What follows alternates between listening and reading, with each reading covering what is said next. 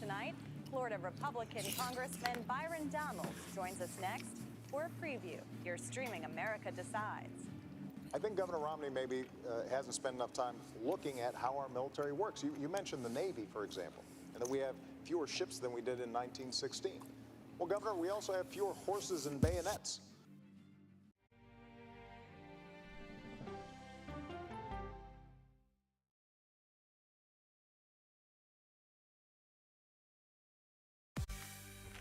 On our places, bright shiny faces. When you wake up in the morning, we want to be your go-to team.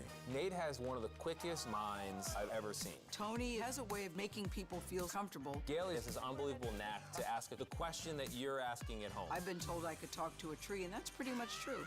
I don't go to work in the morning. I go for coffee with my two good friends, and we talk about the world. Your morning routine just got better.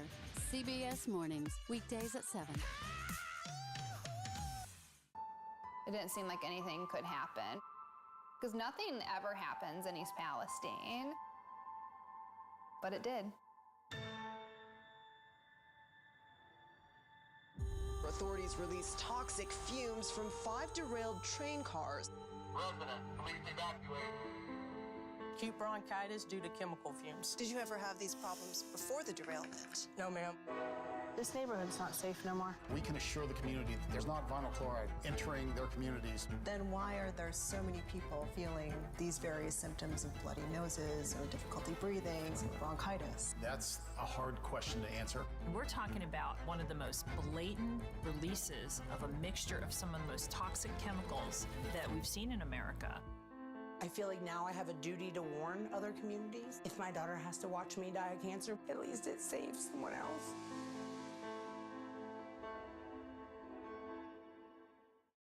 This case. It's like a screenplay, something straight out of Hollywood. But it's not fiction. It's 48 hours. Human remains found this week. 4 families shattered. There's no physical evidence. The mystery would haunt investigators for years. There's some questions that have to be asked and need to be answered. Like a John Grisham novel. A gripping true crime original. 48 hours. Now streaming on the free CBS News app. Stories that inform. You can be really old at 60, and you can be really young at 85. Inspire. How do we unlock the power within ourselves to be who we want to be? And brighten your day. The best part of fame is making people feel good. Always send the people home happy. Make every day a little more like Sunday morning. Here comes the sun. Stream now on the free CBS News app. Hello, everyone, and welcome to our Dragon capsule here in space. Sightseers in space, the thrill of a lifetime. Seeing the Earth from space, it was so exhilarating. But the risks that come with the territory. There have been 4 fatal accidents. That's a 1% fatal accident rate. Might make you look before you launch. If you had 1 out of 100 airplanes falling out of the sky, we'd have a public crisis. Space tourism, now streaming on the free CBS News app. Thicker, fuller hair starts with Hims. Discover sprays, chews, and serums made with clinically proven ingredients to stop hair loss, regrow hair, or do both. At Hims.com, answer a few questions online and regrow your hair in 3 to 6 months. Join millions of satisfied Hims customers and get your confidence back. Regrow your hair with doctor-trusted treatments. Get started today at Hims.com.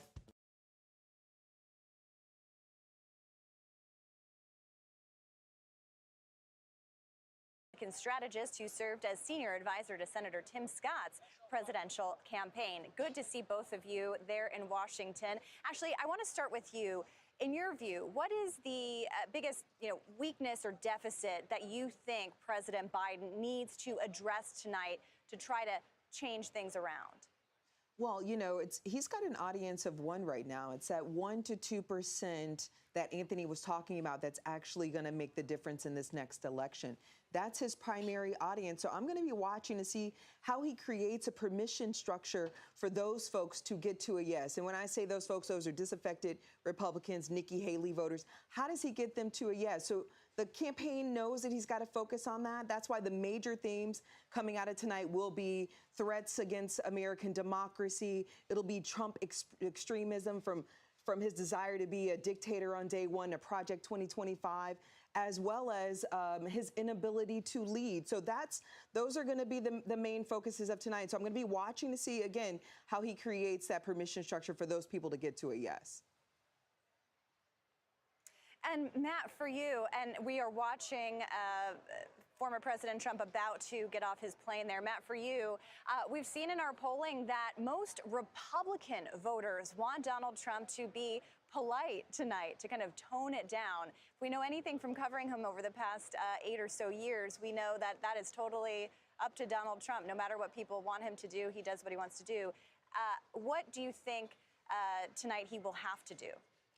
I think there's been a lot of talk and somewhat a little bit overblown about whether this person will be too calm, whether someone will be too hot. I think at the large part, what I think we'll be talking about at the end of this is whether or not Trump can steer the debate and his answers to the issues that he's actually winning on, right? That's the economy, immigration, and crime. If he can steer the debate towards those issues that he's winning on in most polls, and most folks trust him to handle that, this will be a successful thing. And I think that is why you're seeing him get a lead or a toss-up, depending on which poll you see, because he's actually resonating on those issues. Can I just add, if you don't mind? I'm glad you brought that up because, you know, what I'm hearing from the campaign is that the president will not shy away from those issues because wherein they may not be in his favor in the polls, but in terms of actuality, the economy is the envy of the world, according to leading economists. Violent crime is at a record low right now, as well as immigration. Border crossings in the last month since he signed the executive order have been down 40%. So the campaign is really advising Biden to lean into these issues, not run away from them, as well as Democratic talkers that are on TV. There's no reason for us to be defensive on these issues because actually the facts are on our side. I would welcome that debate. Trump would welcome that debate. He would. Yeah, there's the debate that everyone wants to see, and then there's the debate that we are going to get just in a few hours here. Matt, I want to ask you, because we know, obviously, the Biden campaign is talking...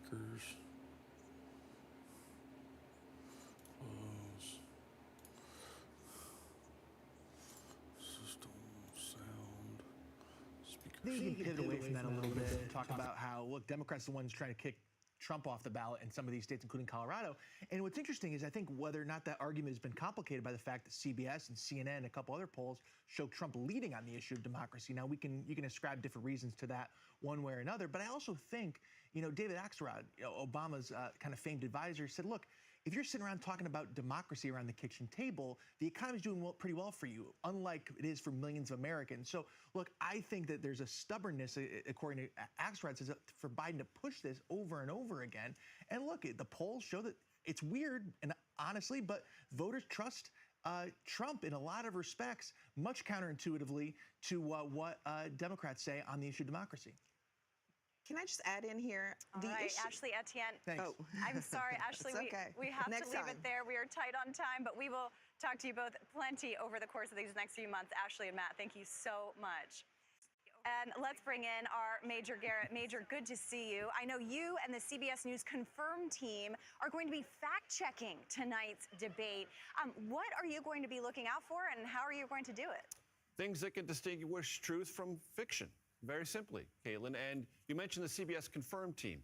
This is a separate set of journalists hired for the very rigorous process of fact-checking, not just tonight around this presidential debate, but around everything that's going to animate this presidential campaign and other things. Forensic journalists, data journalists, who can really drill down and separate fact from fiction, and then, importantly, reveal that work. So when people encounter what the CBS Confirm team puts out on social media or does on any of our broadcasts or here on CBS News 24/7, you will see not only what we concluded, but how we got to that conclusion about whether something is true or is something a deep fake, a cheap fake, or just a lie in the political context. All of that is going to be the work of the CBS Confirm team, and you'll see some of it around tonight's debate.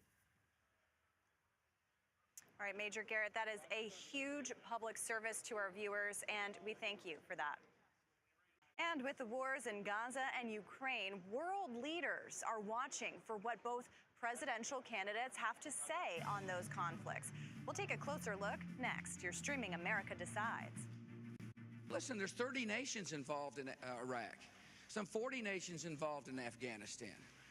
People love America. Sometimes they don't like the decisions made by America. But I don't think you want a president who tries to become popular.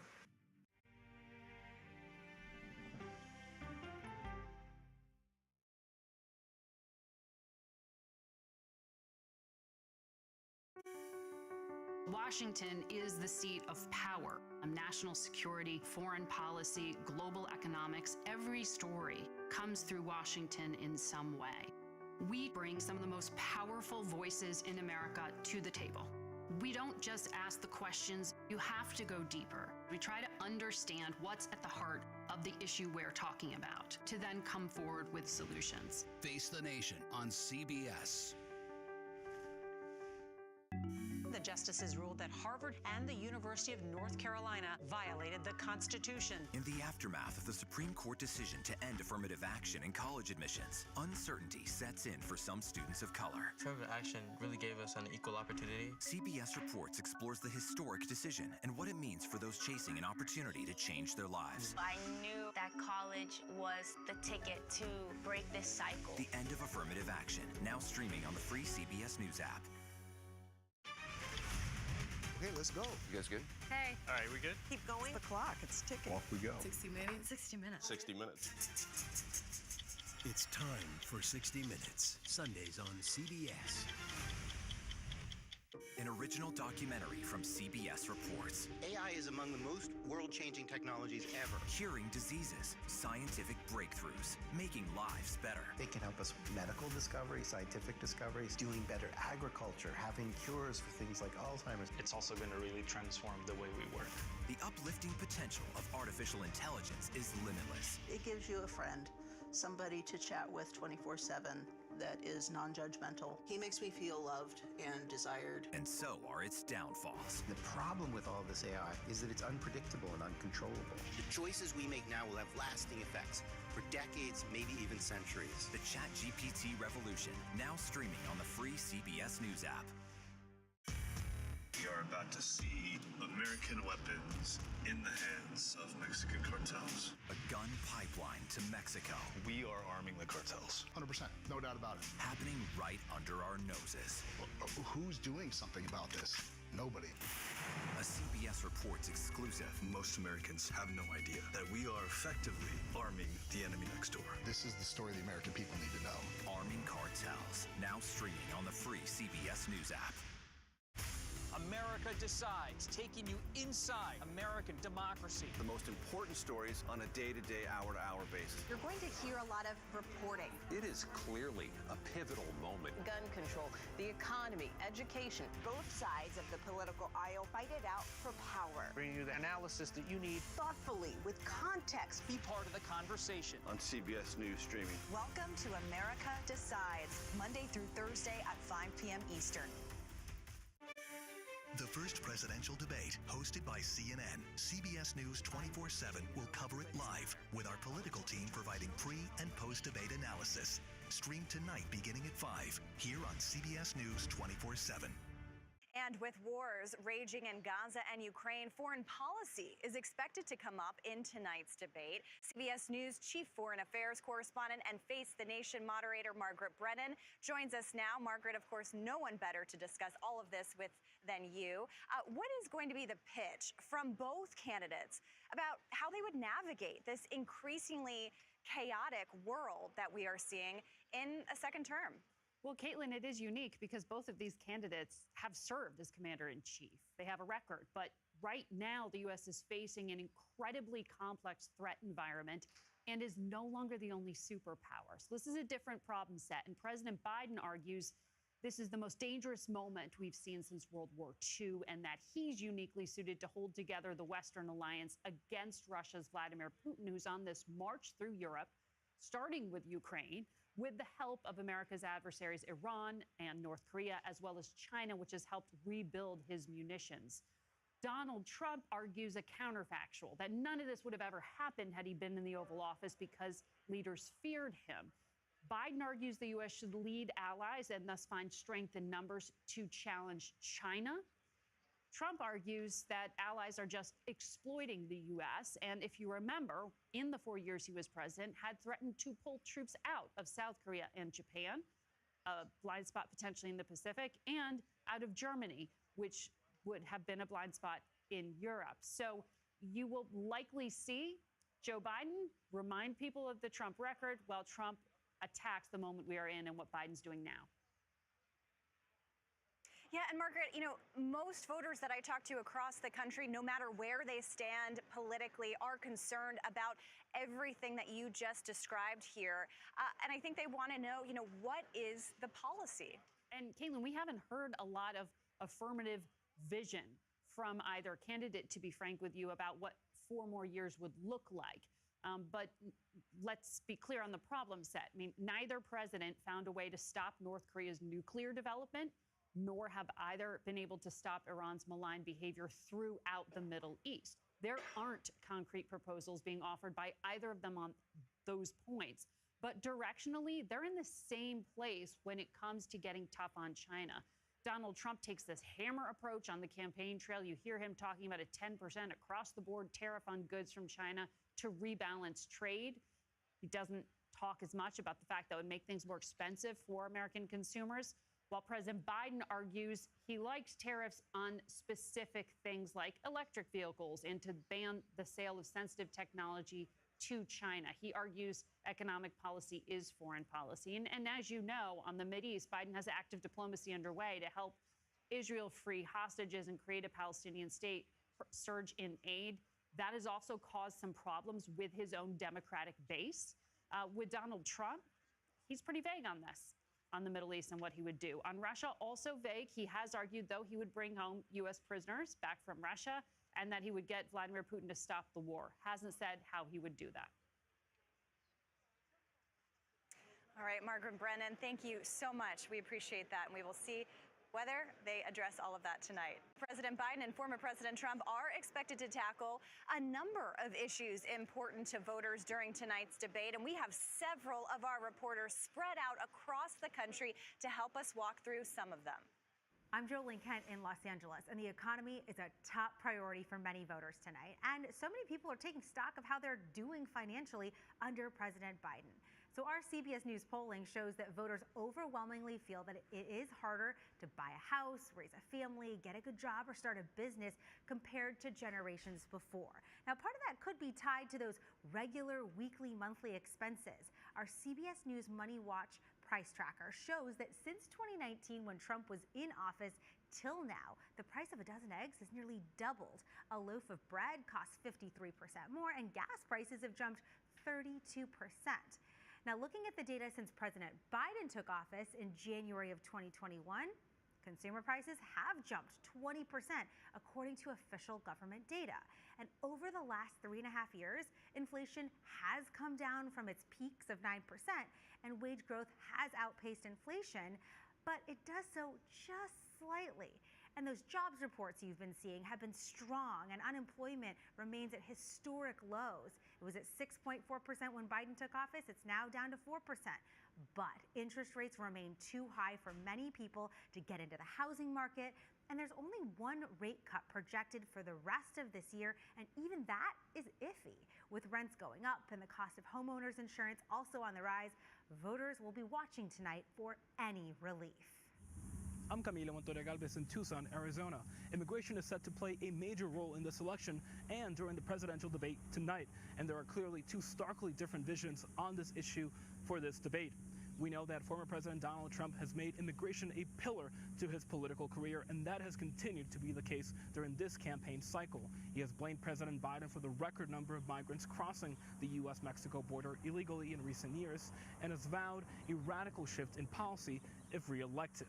That includes mass deportations, an end to birthright citizenship, and ideological screenings for new legal immigrants. Meanwhile, President Biden does not tend to speak on immigration as often as former President Trump, but has recently taken sweeping executive action on the issue. Just weeks after severely restricting asylum here at the U.S.-Mexico border, President Biden announced a new policy that will grant legal status to the undocumented spouses of American citizens. That approach, Biden officials argue, is a more balanced one than what former President Donald Trump is offering on immigration. I'm Shauna Mizell here in Atlanta, Georgia, where former President Donald Trump and President Joe Biden are set to face off tonight in a presidential debate. And you can almost certainly expect abortion to be a topic that is brought up in the debate tonight. It has been a huge and integral part of the Biden campaign's re-election bid. He has repeatedly tied statewide abortion bans to the legacy of former President Donald Trump. They blame Trump for these abortion bans, saying that he nominated the Supreme Court justices who voted to overturn Roe versus Wade with the Dobbs decision. And speaking of the Dobbs decision, earlier this week was the second anniversary of that decision, but another Supreme Court decision coming out just today, actually also related to abortion in the EMTALA case, which has to do with patients getting abortions in emergency situations, even in states where the procedure is banned. So we will have to see just how this shakes out tonight, but we know that abortion was also brought up in the 2020 election between Biden and Trump. All right, Jolene Kent, Camilo Montoya Galvez, and Shauna Mizell, thank you very much. And coming up, what can we expect from former President Donald Trump tonight? Well, we have Florida Republican Congressman Byron Donalds standing by to join us for a preview. You're streaming America Decides.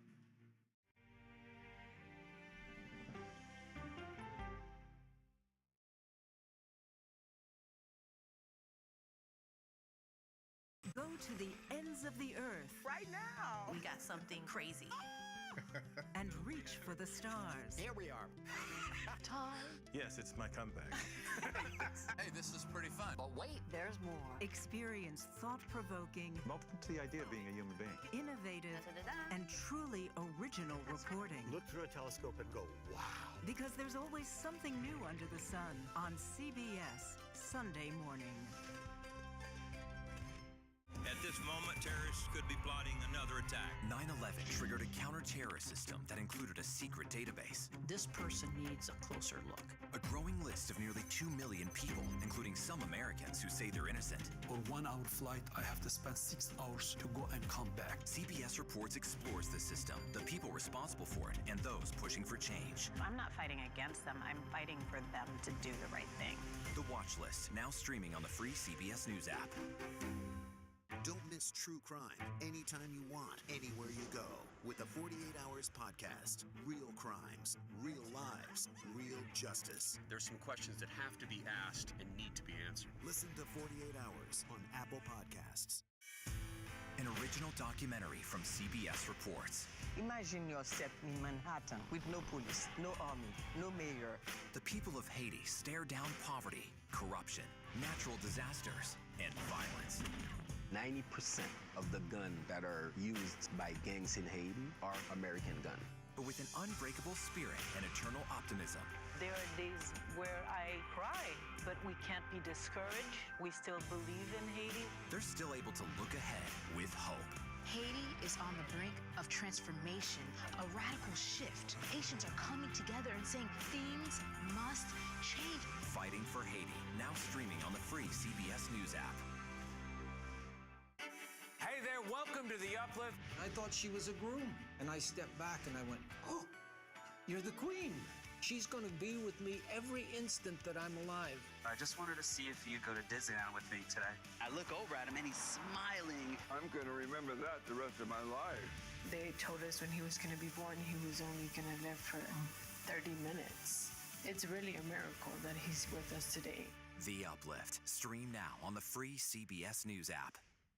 When you wake up in the morning, we want to be your go-to team. On our places, bright, shiny faces. I don't go to work in the morning. I go for coffee with my two good friends, and we talk about the world. Your morning routine just got better. CBS Mornings.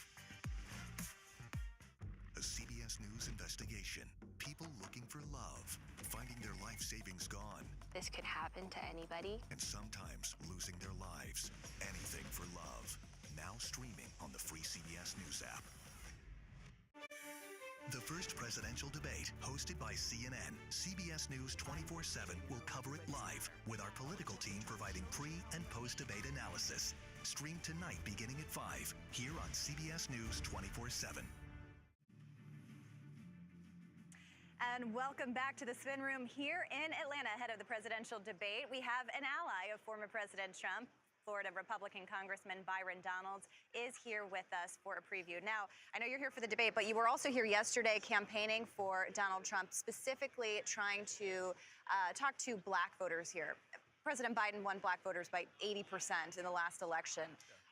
As you see it, what kind of percentage do you think that Donald Trump could get? What are you kind of looking for in terms of success with this voter group? I would say success is anywhere from 20 to 25%. You got to remember, you're talking 2-3 presidential cycles ago, the black vote was 90-10, 95-5. And I think it's important, not just in the black community, but in all of America, that all of our communities start to look at the policies and the impact of those policies for just their lives, for their communities, and for the nation going forward. I think especially with black men, there is movement amongst black men leaving the Democrat Party, moving to the Republican Party. In Atlanta yesterday, talked with various black men, independents who are now leading Donald Trump, former Democrats, now Republicans, obviously going Donald Trump.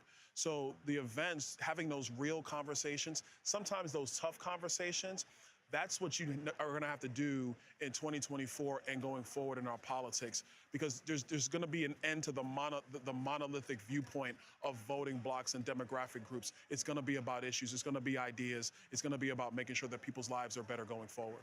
We've seen in our polling that most Republicans, 70%, want Donald Trump to be polite, to kind of tone it down tonight. Do you want that? Is that what you want to see? Well, look, I'll tell you, that's how he's been on the campaign trail. I mean, obviously, people will pull a clip of 30 seconds, but he talks to a group for an hour. And so the Donald Trump that I have seen, whether it's South Carolina, Philadelphia, the South Bronx, Detroit, he has been laser focused on the American people, the working men and women of our country, the forgotten men and women in our country, what it means to be able to get inflation under control, to have an economy where you can build generational wealth, to be secure in our streets, to secure our border, to be respected around the globe. That's where he's been. I actually think the vitriol in this debate is going to come from Joe Biden, because what does he have to run on? If you go by his agenda, piece by piece, it's not been a success for the American people. I want to ask you about the issue of abortion. You come from Florida. There's a 6-week abortion ban there.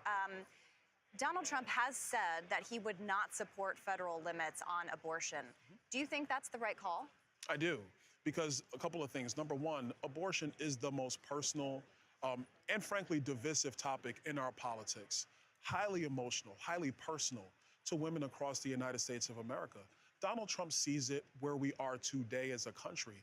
He's pro-life, but he understands that the federal government is too broad and too big to come up with just some national strategy. Let the states be the laboratories of democracy as they were set forth in our country. Number two, I will tell you, medical procedures are regulated at the state level, not the federal level. The Supreme Court in 1973 decided to regulate abortion in and of itself, but every other medical procedure is regulated at the state level. I think the state approach is the right way to go. You're going to have citizens engaging with their governors, engaging with their legislatures to come up with the right mix in each individual state. Are you concerned, though, about the way that you've seen this issue is a potent political issue? Yeah. People have proven to vote on it, and we've seen the aftermath, of course, 2 years later. Are you concerned about this issue for Republicans? I am, and I'll be honest about it, because the Democrats have been successful in weaponizing the issue of abortion to drive voter turnout. But I would ask the women and even the men in America who are pro-choice, that might be a very big issue for you, but so is the price of your food. So is the price of energy. So is the ability to get your car repaired or to take a vacation. So is building generational wealth. And so is the security of our nation at the southern and northern border. Those are major issues as well. So I would ask, even if that's your number one issue, I would ask you to take a look at all the issues, because they impact Americans every single day. All right, Congressman Byron Donalds, we'll hear from you a lot this campaign cycle. I know it. Thank you for being here. Thank you. And stick with us all night for more special coverage of the first presidential debate live from the Spin Room at CNN Studios here in Atlanta. The Daily Report with John Dickerson starts right now.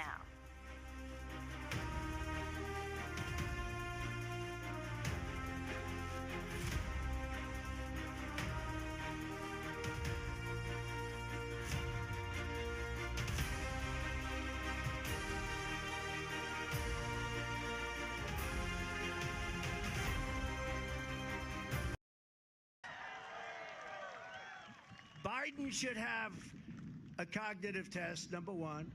They say it's unconstitutional. That's a good excuse. He should have a cognitive test, and before the debate in 2 weeks, he should take a drug test, because I'm willing to take one.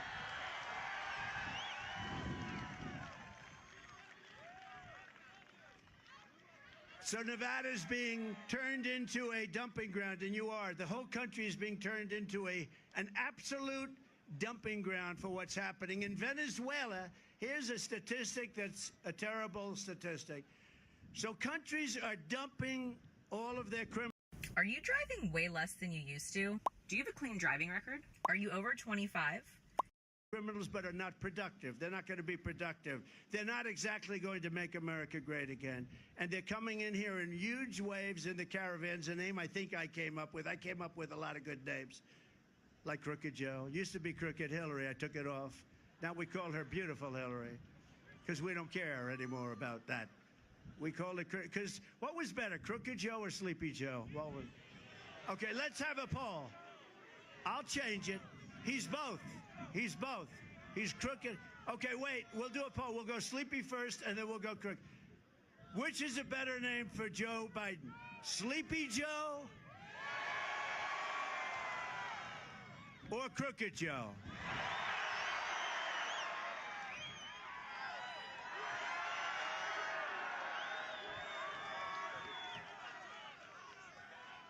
So in Venezuela, they took all of their criminals, a very heavily crime-ridden country. They took all of their criminals and they dumped them into a place called the United States of America. They're down to about 40% left, and they're all coming. I can't believe it took them so long. If I were the heads of one of the many, and this is happening all over the world, if I were the heads of one of the countries, I would have been totally 100% by now. Their crime rate, they just announced, is down 72%. So their crime. So next year what we'll do is we'll meet in Venezuela, because it's going to be a lot safer. Unless one thing happens, unless you make me president, in which case we'll be very safe.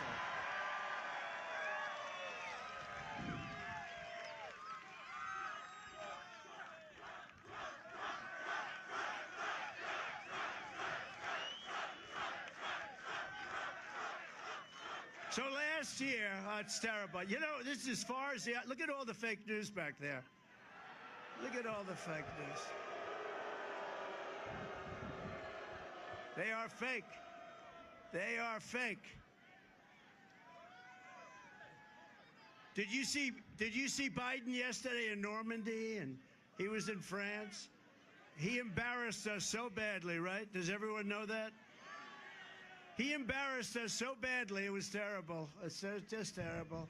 This is not a representative for what used to be the greatest country. This country is really, we are a nation in major decline, and we're going to stop it immediately. Last year, a father from Pasadena, Texas, came home from work to find that his 11-year-old daughter was strangled to death. She had been sexually assaulted, and her body had been stuffed into a trash bag, thrown in a hamper. He came home to find this, put under the bed, found his daughter. They were looking for his daughter. Everyone was looking. She was dead under a bed, cut up. Charged with the murder was an illegal alien monster who had just infiltrated our border, released by Crooked Joe Biden. Came in through the Biden administration. You know, it was very hard to get in through the Trump administration. I mean, you're never going to have it perfect, but we had it about as close as you're going to get. We had the best border in the history of our country. We had the least drugs coming in over 34 years. And now the drugs are pouring into our country.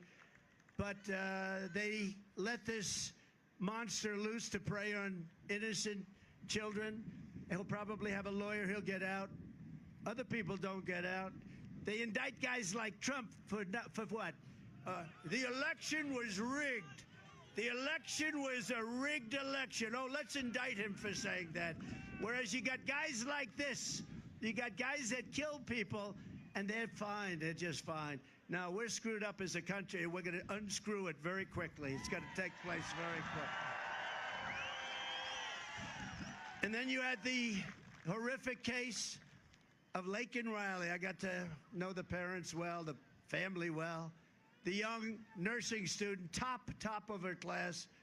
She was from Georgia, and she was savagely beaten, horribly beaten, killed.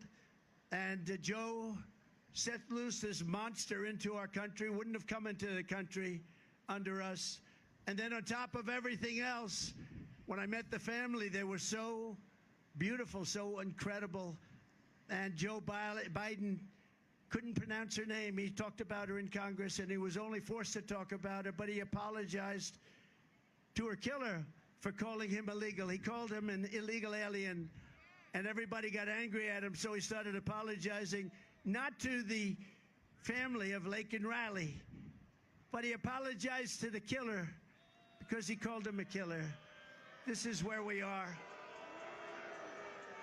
Under the Trump administration, we will not be apologizing for all of these people that are coming in illegally, because there won't be many people that come in illegally anymore. They'll come in, but they'll come in legally. You'll be able to hire them, and you'll be able to work with them. But we want people to come into our country. They have to come in legally, okay?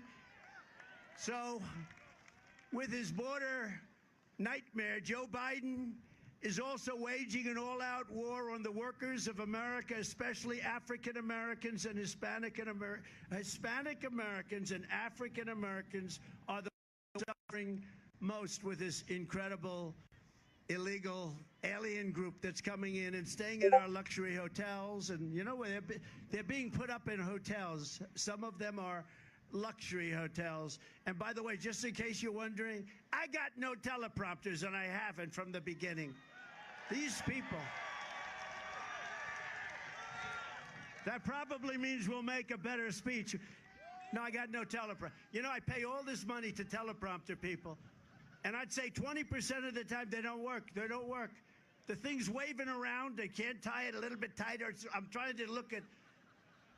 So we're all in this together, everybody. We're all in this together. Just a mess. I had one in Ohio where we had 45-mile-an-hour winds. You were there. This is a front row Joe. He's at everyone. This guy, wouldn't it be incredible? He's gone to 250 if he voted for Biden. He's going to vote for Biden. I don't think so. I think it would be suicide before Biden, right? And then we have the wall. We call him the human wall. He's been here so much. And these are great Americans, you know. They're great Americans. But we had one in Ohio where that teleprompter was like the sail on a sailing boat. We had 50-mile-an-hour winds, almost 50. And Bernie Moreno, I had to go up and do it for Bernie. And before I started my speech, as I was walking off, as I'm coming down the runway, walking off the runway onto the stage, the teleprompters got blown to pieces. We had 60,000 people, and I was standing up there all by myself. And I said, we got a problem. I got no teleprompter. I got no notes. And we had one of the greatest days, don't you think? You think Biden could do that? I don't think so. And by the way, and Bernie won his primary, and he won it convincingly. So we obviously did a good job, but it was good. And now I think he's going to beat a man named Brown, a senator named Brown. You have a good man named Brown right here, you know. Very good. They have a man that's not so good. They have a man that's not so good. And I think Bernie Moreno in Ohio is going to win, but it's the same thing. So these things are virtually useless. But I'll refer to them every once in a while for notes. It is crazy. The illegal immigrants are turning, and they're turning at a level that nobody's ever seen before. They're fighting our families. They're totally destroying our black population. They're totally destroying our Hispanic population. And you know what else they're destroying? And for you, it means a little bit less, but it means quite a bit in this state. They're killing unions. They're killing unions because the unions are not able to survive. They're not able to survive this onslaught. It's making them impossible. They've worked hard. They've worked long to get their salaries up a little bit. They're not able to do it. Virtually 100% of the new jobs under Biden have also gone to illegal aliens. Did you know that? 100%. And you know, these people are so bad. They will correct me when I say 100%. 100% of the new jobs have gone to illegal aliens. Can you believe it? And that's where we are. Meanwhile, real wages of African Americans and the workers from all over the world that came here legally, they're down 6% under crooked jobs. I thought I'd be wilting up here. The only thing that pisses me off are the teleprompters. It's so much easier. The only one that can't read a teleprompter is Joe Biden. It doesn't help him. But I thought what I'd do is I'd read, if you want. Should I do it? Should I do it? Because it's about the border. You know, in 2016, we had a great campaign, and it was mostly about the border. Marjorie would tell you, Marjorie Taylor Greene, who's here someplace. It was about the border. Where the hell is Marjorie? Right? It was about the border. Great. She's not from this particular section, but they love her in this section too. But it was about the border, and I did such a good job that in 2020, where we got millions of more votes than we did in 2016, but I couldn't talk about the border. But now, if you look at it, what's happened is unbelievable. What's happened with respect to the border, this border is 20 times worse. 2016 was terrible, but this is a different league. This is a different level. This is the worst border in the history of the world. There's never been, no third world country has a border like that. And no I'll tell you what, no third world country has weaponization where they go after political candidates like we have either. This guy can't get elected anything without cheating. The only way he can get elected is to cheat. And the way they're using it this time, because it's harder to go without the COVID. They use COVID to cheat and lots of other things. But this time they're using weaponization of Department of Justice, go in to see the local DAs, go in to see the attorney generals to cheat. But the border is a big deal, and this is somehow caught on. So everybody wants to hear the snake. Okay, can you hear me in the back? You know, I wish the cameras would focus on the people here. They never show it. They never take, even the sort of friendly ones, you know, I say semi-friendly. You know, the friendly ones, I do a great show with Sean Hannity or Jesse or Janine or Laura or somebody, and we do a great show, or a lot of great people. And then they put on commercials that are just horrible, and they're false. I say, what the hell are you putting commercials on like that? I do a show, and then they put 4 commercials on. It is so stupid, and they shouldn't be doing that. You know, they shouldn't be doing that. The other side, fake news CNN, which of course has no ratings, although they are doing the debate. They'll get some ratings for the debate. They're going to get big ratings. So this is about our border, and it was a song written a long time ago, not about the border. We made a couple of minor changes. But it's very true, and I think it's very true. It's just said happy birthday. Thank you, darling. Don't tell me that. I don't want to hear that. I don't want to hear it.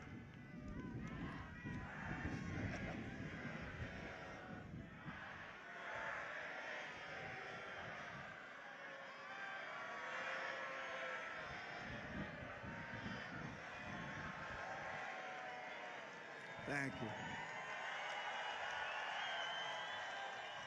I wish. Thank you. You know, there's a certain point at which you don't want to hear happy birthday. You just want to pretend the day doesn't exist. But anyway, but there's still a big difference, you know, there's still a big difference. It's long, long way. My father lived a long time, my mother lived a long time, and they were happy and they were great. So maybe we're going to live a long time, I hope so. But we're going to turn this country around. We're going to turn it around really fast. We're going to do the things that you've wanted to do. We're going to bring it back to 4 years ago and do even more. You know, people are saying to themselves, were we better off 4 years ago or are we better off now? And it wasn't even close. We had the greatest economy in history. What we did in taxes, nobody's ever done. Even Ronald Reagan gave a big tax cut. We gave the biggest tax cut in history, the biggest regulatory cut. Nobody did what we did, and everybody was happy. And now they see this person in that he doesn't know he's alive. He doesn't know he's alive. I mean, I watched him yesterday with Macron. Macron's a sharp guy. You know, he's for France, right? He's for France. We're for this. And Biden doesn't even know where the hell he is. And especially in one particular instance, that was not good yesterday. And I believe that happened, okay? And he makes up stories. He said something about me that I stood over the graves of soldiers. Nobody loves the military more than me, nobody. Nobody respects it. And nobody's treated it better. Nobody's done as much for the military as I have. But he said I stood over graves of soldiers. And I said, these people are suckers and losers. Think dead soldiers from World War I. I said, this was a made-up deal from a magazine that's failing, Financial Disaster, by a guy that is a horrible radical left lunatic named Goldberg. They made up a story that I said this, and they put it out, and it's been going around for 3 years. And it's just like Russia, Ukraine, 51 intelligence agents, that phony story, remember? The laptop is from Russia, they said. And they should be prosecuted for what they did. Okay, they should be prosecuted. Let's see what happens. But they... Wow. That's turning out to be like a deplorable. Remember deplorable when Hillary said deplorable? She said deplorable, and that was not good. That was not a good word to use. This word seems to be catching on a little bit, but in a much more positive way than deplorable. That was not good. She actually said deplorable and irredeemable. Do you remember? And I heard it, and I said, wow, that irredeemable is really a bad word, and it didn't catch on. What caught on was deplorable. So what the hell do I know about politics, right? Millions of people will continue pouring in, and they're coming right through the border like they have never come through before. What he signed means nothing. In fact, it makes it easier. In my opinion, it opens the border still further. We have people coming into our country. We're going to end up making, and I say this and I say it all the time, November 5th will be the most important day in the history of our country. If Joe Biden truly wanted to sign an executive order to stop the invasion, right now all he needs to do is say, I hereby immediately reinstate every single border policy of a gentleman named Donald J. Trump. You know, he doesn't need anything. He could have done this. He's a little late, by the way. Number one, he's late. Number two, it's meaningless what he signed. It's just a PR ploy, as usual. It's disinformation, misinformation, talk. They talk as our country goes down the tubes. Less than 4 years ago, I handed Crooked Joe the strong that. We built 571 miles of border wall. It was unbelievable. We ended all catch and release. We had the remain in Mexico, safe third country, and then we had also Title 42. You remember, everything was so good. If this guy just, you know, goes to the beach all the time, somebody thinks he looks good in a bathing suit. I don't think so. And he has that little chair that weighs about like 7 ounces. It's meant so children can lift it and very old people can lift it. And you know what? He's not old. He's incompetent. He's not old. He's not old. I know people that are 88, 89, 92. A man named Bernie Marcus, founder of Home Depot. Bernie Marcus is 95, I think.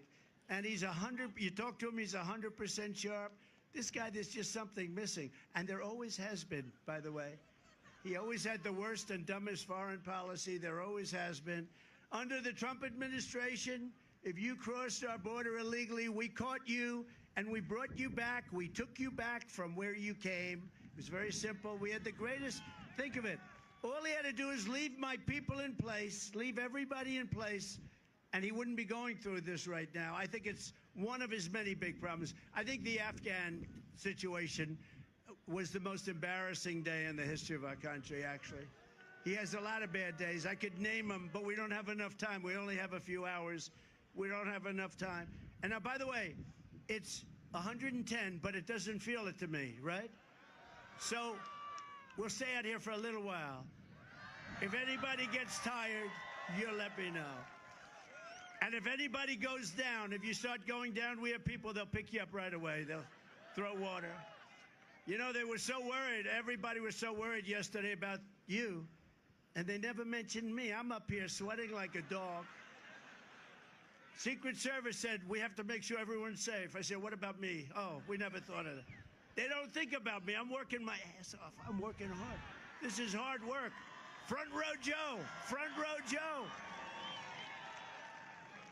Under Biden, the invasion is just a disaster what's happened. It's never happened like this. In less than 4 years, Crooked Joe has imported more illegal aliens into our country than at any other time in the history of our country, times maybe 50. There's never been anything like this happening to our country. They're changing the fabric of our country. They're destroying our country. They're doing things that are unthinkable. This open border, so many bad things, but this open border situation where you're allowing millions and millions of people to flood our country, we can't handle it. No country could handle it. It's not sustainable. The entire world is emptying their prisons and jails, insane asylums and mental institutions. They're emptying them out into your state, but they're emptying out into all 50 states. They're coming in, and there's no such thing as a border state anymore. That border is so meaningless. They just walk right through. They go right through the so-called border states, and they end up in Iowa. They end up in Idaho. Remember when Joe said it's great to be in Idaho, and he was in Iowa? He always does that. If I ever did that, it would be over. They'd say that's the end of his political career. He's cognitively impaired. No. You know, I had a second test. I aced it. I aced both of them. Not easy to ace. Biden should have a cognitive test, number one. They say it's unconstitutional. That's a good excuse. He should have a cognitive test, and before the debate in 2 weeks, he should take a drug test, because I'm willing to take one.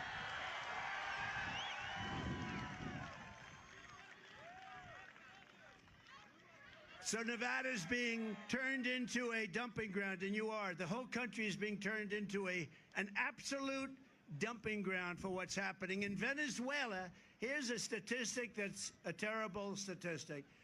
So countries are dumping all of their criminals into our country, right? And also some people that are not criminals but are not productive. They're not going to be productive. They're not exactly going to make America great again.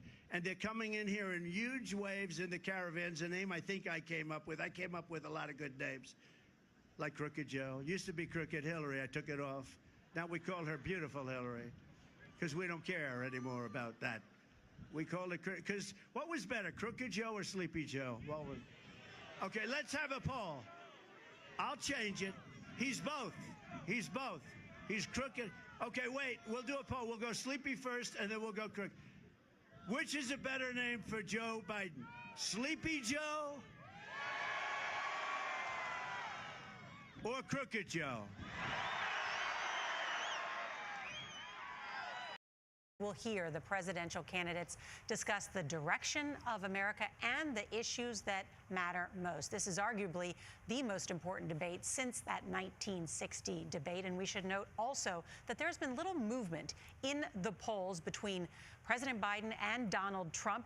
Could this debate change the trajectory? Let's bring in our polling director, Anthony Salvanto. And I know, Anthony, you have new polling out tonight. What are we learning? I do. And one word for this race, Nora, like you said, it's close. Look, this is the national number. That's well within the margin of error. This is effectively tied. But what matters, to remind everybody, are what we call the battleground states, the closest states, the ones that will decide this. I'm going to show you a string of those. And this is just even race after even race. Arizona, Georgia, Michigan, Nevada, all states Joe Biden won last time, but we're close. North Carolina, Pennsylvania, Wisconsin. That is your story for context, but the question is why? And what do people want tonight? So watch this. Democrats say they want Joe Biden tonight to take a more forceful tone. Why is that? Well, Ed mentioned earlier about that apprehension. Let me show you this. Among Joe Biden's supporters, their top reason for voting for Biden is, they say, to oppose Donald Trump. So I think you'll see Joe Biden tonight try to make this about Donald Trump, because he does better when people think it's a referendum on Donald Trump. But Trump, for his part, let me show you this. His advantage is that people remember the economy under him well. So take a look at this big gap. More people think they will be financially better off with Donald Trump as president than if Joe Biden wins. So you expect Donald Trump to press that advantage as well? And so what does that mean? That means Republicans tonight say they want Donald Trump to take a more polite tone. They know he's got the base, but he's got that overall edge on the economy. Final point, Nora. We asked people, could you learn anything tonight that you think could change your mind? And it's 11% who say they definitely could. That's not a big number, but it comes back to that idea of close, Nora.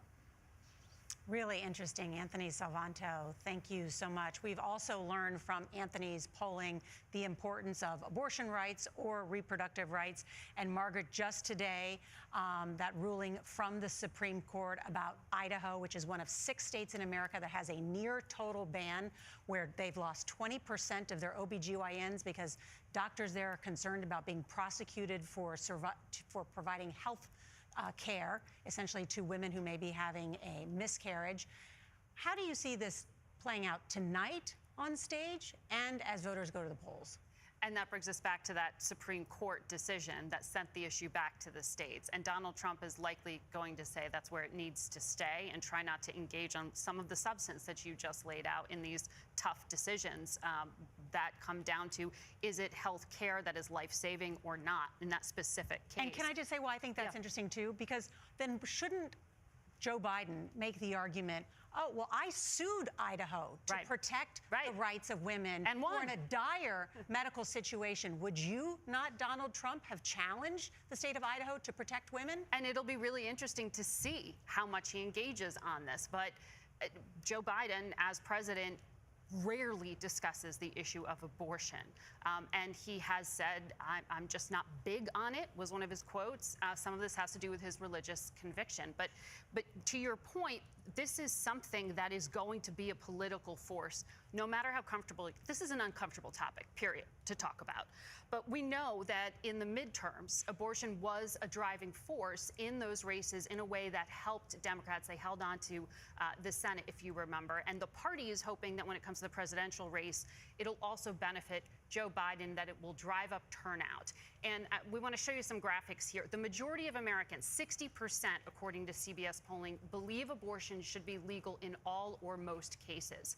And in a tight race, that enthusiasm for an issue may be persuasive for a voter who otherwise might not be super enthusiastic about the candidate himself.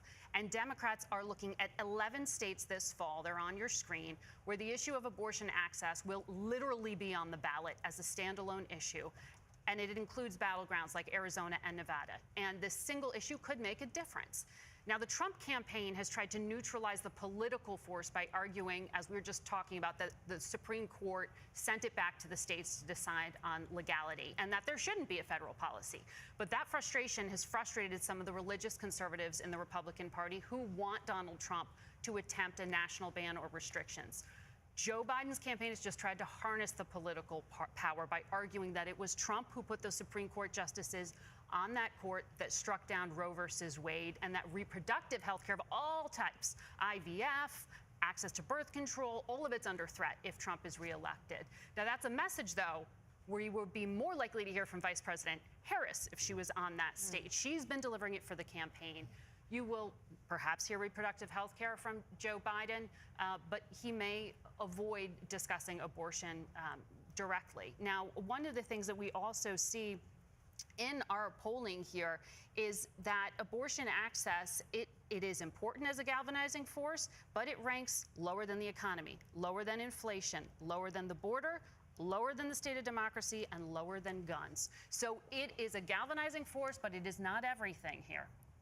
I would say, Nora, being on the road in Arizona in the last few months, I've heard from liberal and Democratic activists in that state who see these polls that show Trump ahead, maybe 1 or 2 points, and they say, no, don't worry about it. We have more volunteers than we know what to do with, who are willing to work with us on knocking on doors and getting people to vote on the abortion issue specifically. They're turning in the petition ballot or the petition signatures next week to get that issue on the ballot officially. They expect it to pass overwhelmingly and to help drive support. And that in Arizona, in Nevada, to some extent in Florida, although the Biden campaign doesn't consider it a battleground, continue across the country confidence among Democrats that they will get the voters they need in a pinch over that issue. And you often hear, though, that people will vote with their pocketbooks, which means your money and your wallet, whether you have it, whether you don't have it, everybody wants it. That's why the economy really matters. That's one of the main issues for voters. CBS News found while wage growth outpaces inflation, it does so just barely, which is partly why people say they don't feel good about this economy, despite the numbers. Senior business and technology correspondent, there she is, Jolene Kent, joins us now. Jolene, help us understand this, because the numbers show that the economy is well, but that is not how people feel. Why is that? Yeah.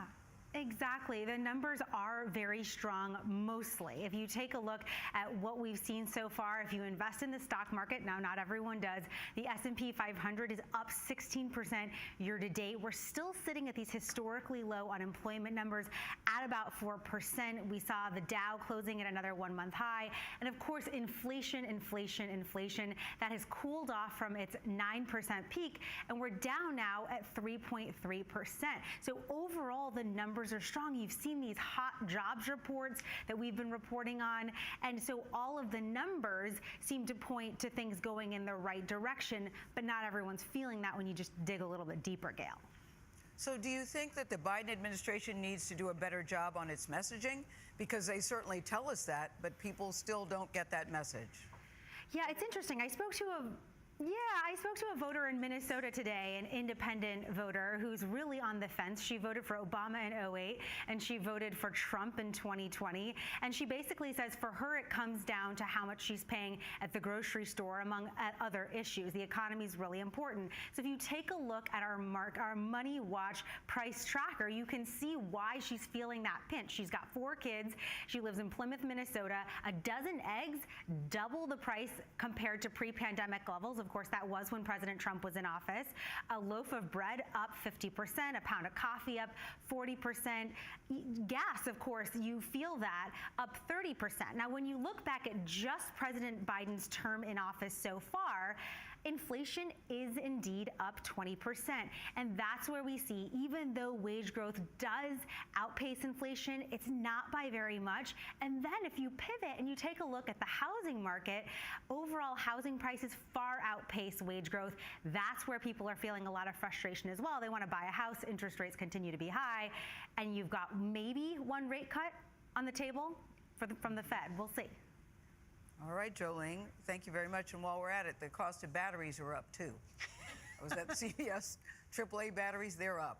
It's a little annoying. I know. We eat a lot of eggs in my house because I have 3 teenagers, so I've noticed that as well, Gil. All right, when we come back, we'll look at what lessons the candidates may have learned from that last presidential debate. Remember those debates in 2020? They were hot.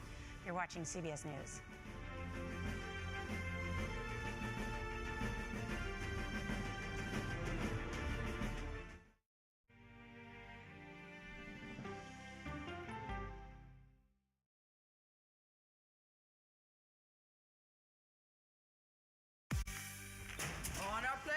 Bright, shiny faces. When you wake up in the morning, we want to be your go-to team.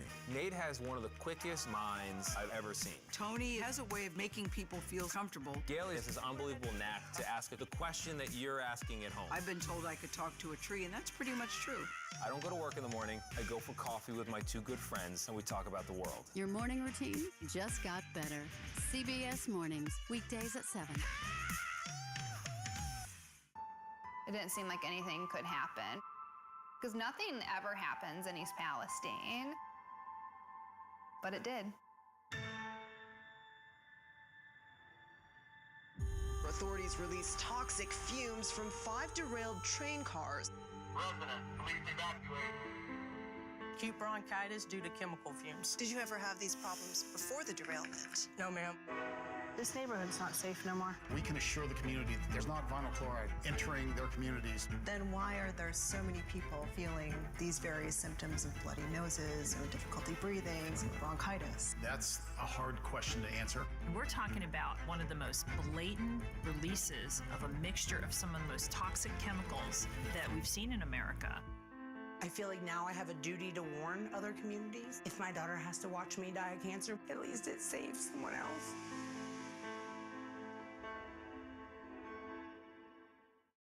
This case. It's like a screenplay, something straight out of Hollywood. But it's not fiction. It's 48 hours. Human remains found this week. 4 families shattered. There's no physical evidence. The mystery would haunt investigators for years. There's some questions that have to be asked and need to be answered. Like a John Grisham novel. A gripping true crime original. 48 hours. Now streaming on the free CBS News app. Stories that inform. Or you can be really old at 60, and you can be really young at 85. Inspire. How do we unlock the power within ourselves to be who we want to be? And brighten your day. The best part of fame is making people feel good. Always send the people home happy. Make every day a little more like Sunday morning. Here comes the sun. Stream now on the free CBS News app. Hello, everyone, and welcome to our Dragon capsule here in space. Sightseers in space, the thrill of a lifetime. Seeing the Earth from space, it was so exhilarating. But the risks that come with the territory. There have been 4 fatal accidents. That's a 1% fatal accident rate. Might make you look before you launch. If you had 1 out of 100 airplanes falling out of the sky, we'd have a public crisis. Space tourism, now streaming on the free CBS News app.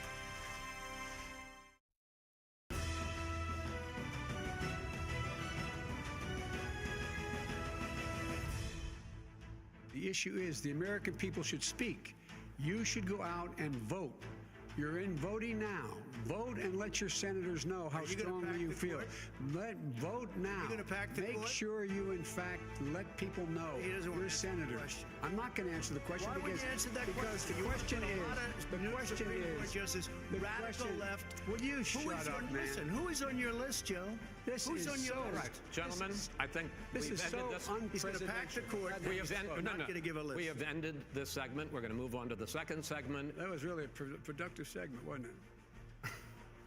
Keep yapping, man. The people understand, Joe. They 47 years you've done nothing. They understand. All right. Remember that debate and all the interruptions? That was the first time that they debated. That was September 29th, 2020. Let's talk about the lessons from that debate for this rematch. John Dickerson, well, clearly the microphone is going to change things tonight, so there won't be as many interruptions. That will change things. It's questionable about what Donald Trump learned. We know, those of us who covered the Trump presidency, is that there were often moments where his aides, his family went to him, said, you know, you got to tone it down. You've got to be more presidential. And it would stick for very short periods of time. But his gut is something he believes in. Aides have variously talked about his times at rallies as creating a sense of giving him oxygen. He wants to be that person. That person was the one interrupting Joe Biden. The problem for Trump in that debate was that people thought, and the polling showed this, we don't want 4 more years of that in our living room. Joe Biden was there as a representative of returning to the norms of the presidency. We'll see how and if any of those lessons conveyed to tonight. Because people thought, oh my gosh, it's the pandemic. Life is too chaotic. I kind of like this Joe Biden. He seems more calming than Donald Trump. Those were the stylistic, at least, differences. There was a lot more, obviously, but that's what I'm saying, that debate and the chaoticness of it, I think, probably stuck with people. And as I recall, Nora, at the time when he said, because we're all raised in houses where your parents tell you, do not tell anyone to shut up. At the time when he said shut up, I think most people actually understood why he felt that, because he was so exasperated trying to get a word in edgewise. I'd be curious to know where in the debate that moment came. I don't remember it as we sit here today. It was about halfway through. It was halfway through. And even in the room, because we were up in the rafters watching this whole thing, you could just feel it in the room. Everyone was just like, oh gosh, is this what it's going to be like, when they meet again? The fact that the microphone is muted, first of all, we've all heard from people, sources, friends, family, how excited they are that they're finally implementing that rule. Who do you think how that does that benefits? change? I don't know. You don't. And I really wonder if either of them has practiced for that phenomenon, because our friends at CNN pointed out yesterday how it's going to work. And if it goes as they say it will, you literally will see lips moving, but you will not be able to hear them. So do they practice facial expressions? Do they, scoff, or do they just stand there and shake their head? No, it's not true. They're going to have to wait their turn. And that changes the dynamic in all these things, because what do we always seize on? It's those moments of friction. And that is the theater, and that is about the impression. And if you remember, in that period in time back in 2020, Joe Biden was running on this argument of competence in the midst of chaos, restoring order. I mean, we didn't have a vaccine then. We were in the midst of this pandemic that had upended our lives, and that's what's so interesting about Anthony's polling about the economy and people remembering it fondly under Donald Trump, forgetting he was the one who shut down the economy because of what was happening. But I think in our polling, one of the things that's so interesting, Ed, is when we talk about the seriousness of the issues facing the country now, and we are only hearing the theater, we haven't heard, when you look at the polling, 75% of voters say Trump should explain his plans for the future. 69% say Biden should. That implies they haven't heard the affirmative argument for the future of the country. We haven't heard from either of them. Well, in fact, the studies have been done by even conservative-leaning economists that Trump's plan to expand tariffs would actually lead to an increase in inflation, correct? Yes. And so that is something that hasn't, that sort of sharp policy debate that I think that voters are craving. Wait a minute, I do want to know what their plan is for the future. How are they going to make my life better and my children's lives better? What are they going to do for me, the taxpayer? And also, this goes back to, did you prepare for the debate or didn't you prepare for the debate? You can't riff your way through a presidency. You can't just wing it and be kind of in the moment when you're dealing with things like alliances that need to be tended when you have invasions happening. You can't just decide on your economic policy on the fly when you've got massive moving forces globally, also with the advent of artificial intelligence. You have to have a plan. You have to think things through. You have to anticipate. And all of that comes down to this stylistic difference between the two of them. So it is theater review, but it attaches to a crucial thing about the presidency, which is that it is a job that you cannot just improvise your way through. Don't you find it hard to believe that he's done no preparation? I mean, I know he says that he's prepared for this his whole life when he goes out on rallies, but this is such a big moment for both of them. Because the research, I know Margaret and Nora are like, yeah, I can kind of believe that he has a big What in his previous behavior would lead you to believe that he's cracking the books? Because I just think that this is different. There is so much at stake for both of them. There always is. But in this particular case, Joe Biden has to bring it to show, look, that I'm physically capable of doing this. Donald Trump has to show that I can be, quote, presidential, that I can, quote, behave. Well, he can do that. Yeah. They both have something to prove to the audience tonight. We're going to find out in less than 25 minutes. And I can't wait. I know, exactly. And when we come back, we're going to talk about these key battleground states, how each campaign thinks they can achieve victory in the race to 270 electoral votes. Remember, that's what it's about, these 7 battleground states. We'll talk about it. You're watching CBS News.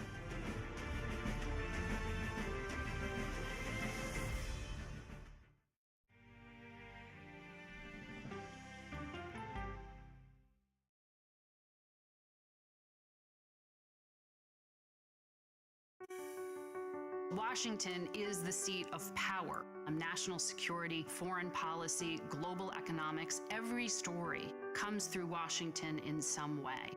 We bring some of the most powerful voices in America to the table. We don't just ask the questions, you have to go deeper. We try to understand what's at the heart of the issue we're talking about, to then come forward with solutions. Face the Nation on CBS.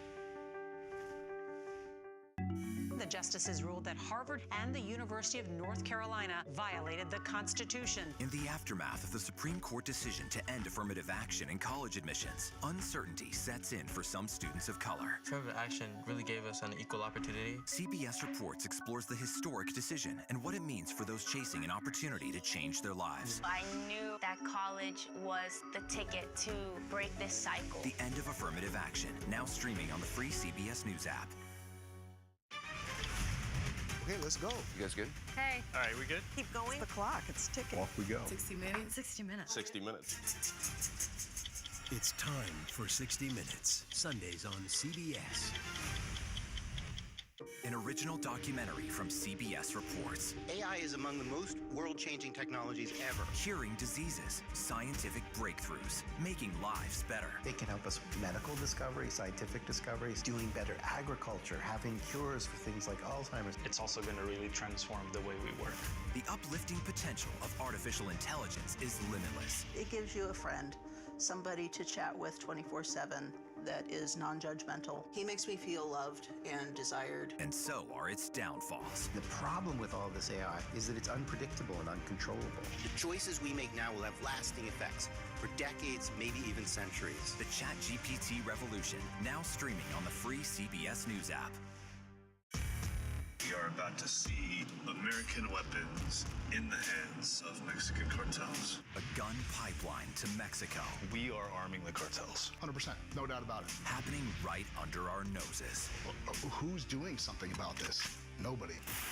A CBS Reports exclusive. Most Americans have no idea that we are effectively arming the enemy next door. This is the story the American people need to know. Arming cartels, now streaming on the free CBS News app. America Decides, taking you inside American democracy. The most important stories on a day-to-day, hour-to-hour basis. You're going to hear a lot of reporting. It is clearly a pivotal moment. Gun control, the economy, education. Both sides of the political aisle fight it out for power. Bringing you the analysis that you need. Thoughtfully, with context. Be part of the conversation. On CBS News streaming. Welcome to America Decides, Monday through Thursday at 5 p.m. Eastern.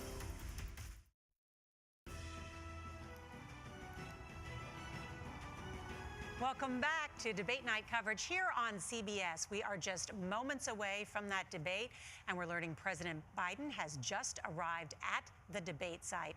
After the debate, President Biden is going to head to North Carolina for a rally tomorrow. North Carolina is one of 7 states where this election will be decided. Now, of those 7 states, Joe Biden won 6 of them in the last election. The one state that he did not win was North Carolina, right, Major Garrett? But I know you're going to break it down for us because I am so obsessed with these 7 states. Exactly. Good evening, Nora. Good evening, everyone. I know it feels a little early to bring back our old friend, the Electoral College map, but look, we have a presidential debate in June, so it gets early around here with the campaign 2024. So, stop me if you've heard this before. Who wins this election is going to come down to 7 battleground states. Nora just referred to them. What are they? Let's go through them once again. Nevada, Arizona, Wisconsin, Michigan, Pennsylvania, and as Nora just mentioned, North Carolina, as well as Georgia. Now, in 2020, Biden won 6 of those states. So we asked each campaign, what do they think is the easiest path for them to achieve victory? Let's first start with the incumbent President Biden. Now, if he wins all the lean and likely Democratic states on our friend the map, he just needs to win the states the campaign affectionately calls the blue wall. That's Wisconsin, Michigan, and Pennsylvania. The president would also again need to pick up the 1 electoral vote from Nebraska's 2nd congressional district. That would put him at exactly 270 electoral votes. We all know that's the magic number. Now let's flip to the Trump side of the equation. If he wins all the lean and likely Republican states he won 4 years ago, the campaign feels their clearest path to victory: hold North Carolina, which he won in 2020, and then flip battleground states Georgia and Pennsylvania. That would bring Trump right to 270. Of course, we all know the easiest path to victory is not always how elections play out, so here's at least one more scenario. Let's say Trump carries every state he won in 2020, along with the same electoral votes from Nebraska and Maine. That would put him at 235 electoral votes. If Trump wins the 3 states he lost in 2020 by less than 1%, that's Wisconsin, Arizona, and Georgia, he would have 272 electoral votes and be returned to the Oval Office. Nora and everyone, back to you. All right, Major. Thank you. Gail? Thank you, Major. We are joined now by CBS News political contributors, Democratic strategist Joel Payne and Republican strategist Terry Sullivan. Guys, good to see you both. Hey there, hello, Gail. hello. Hello. Joel, we're going to start with you. What do you think Biden needs to do tonight to win this debate? Well, I think, Gail, there are 2 C's: contrast and consolidation. The president needs to focus on consolidating his base. It's something that Donald Trump has been able to do more effectively to this point. Joe Biden needs to focus on bringing home those core Democratic constituencies that have waned a bit in public opinion polls. And I think focusing on abortion, focusing on democracy, I think he'll hope to accomplish that, and accomplish that with contrast, showing that this is a race between two very different presidents with two very different visions of America. And I think if Joe Biden is able to put that forward, he and his campaign will feel very confident that they have a successful night tonight. We'll see. You know, Terry, listen, Donald Trump could almost say the exact same thing. What does a win look like for him tonight? You know, in my experience, Gail, of prepping candidates for these debates is you've got both a strategic goal and a tactical goal. And the tactical goal is to have that viral breakout moment, that soundbite. And that's really important. Whatever the message is, that you have these moments that are concise and get played over and over again for days after the debate. Strategically, Trump needs to make this about the issues that voters care about and that he's leading on, like the economy, inflation, crime, the securing the border. Those are the issues that he's really, winning on at the moment, and that voters care about the most, and prosecute the case against Joe Biden for doing a poor job on those issues. And I think he can do that. Terry, I think you're so right about a viral moment, because for people that don't watch the whole debate like we intend to do, what they rely on are those clips that they see on the news the very next day. Thank you both. All right, ahead, we'll give you a sneak peek into how we plan to fact-check the candidates.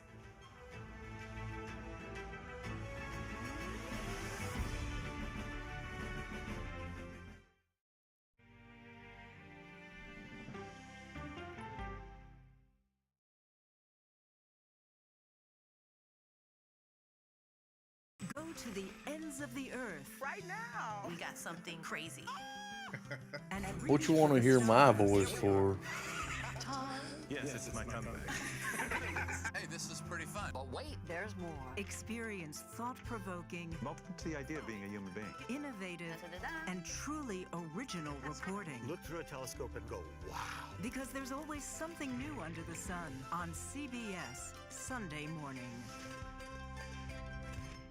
At this moment, terrorists could be plotting another attack. 9/11 triggered a counter-terrorist Well, I got system the- that included a secret database. I got the sound playing out of my sound bar, so I don't want to have my mic on, so you'll hear it echo. Some Americans who say they're innocent. For 1 hour flight, I have to spend 6 hours to go and come back. CBS Reports explores the system, the people responsible for it, and those pushing for change. I'm not fighting against them. I'm fighting for them to do the right thing. The Watch List, now streaming on the free CBS News app. Don't miss true crime anytime you want, anywhere you go, with the 48 Hours podcast. Real crimes, real lives, real justice. There's some questions that have to be asked and need to be answered. Listen to 48 Hours on Apple Podcasts. An original documentary. What from did the CBS gay Reports. horse say to the man walking by? With no police, no army, no mayor. The people of Haiti stare down poverty, corruption, natural disasters, and violence. 90% of the guns that are used by gangs in Haiti are American guns. But with an unbreakable spirit and eternal optimism. There are days where I cry, but we can't be discouraged. We still believe in Haiti. They're still able to look ahead with hope. No, he is said, on the brink of "Hey." A radical shift. Nations are coming together and saying things must change. Fighting for Haiti, now streaming on the free CBS News app. Hey there, welcome to The Uplift. I thought she was a groom, and I stepped back and I went, oh, you're the queen. She's going to be with me every instant that I'm alive. I just wanted to see if you'd go to Disneyland with me today. I look over at him and he's smiling. I'm going to remember that the rest of my life. They told us when he was going to be born, he was only going to live for 30 minutes. It's really a miracle that he's with us today. The Uplift. Stream now on the free CBS News app. When you wake up in the morning, we want to be your go-to team. On our places, bright, shiny faces. I don't go to work in the morning. I go for coffee with my two good friends, and we talk about the world. Your morning routine just got better. CBS Mornings. A CBS News investigation. No idea. For love, finding their life savings gone. This could happen to anybody. And sometimes losing their lives. Horseshit. Anything for love. Now streaming on the free CBS News app.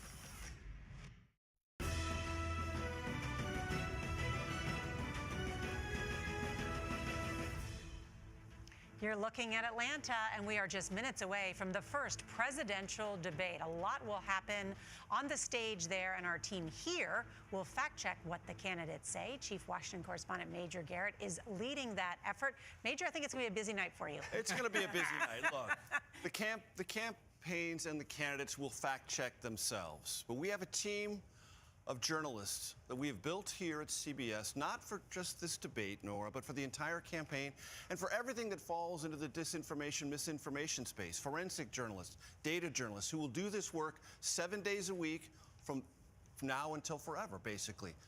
Tonight, we will unveil the CBS Confirmed team to take a look at the things that the campaigns and the candidates say tonight that most need a fact check. Either there's missing context or it's a complete falsehood.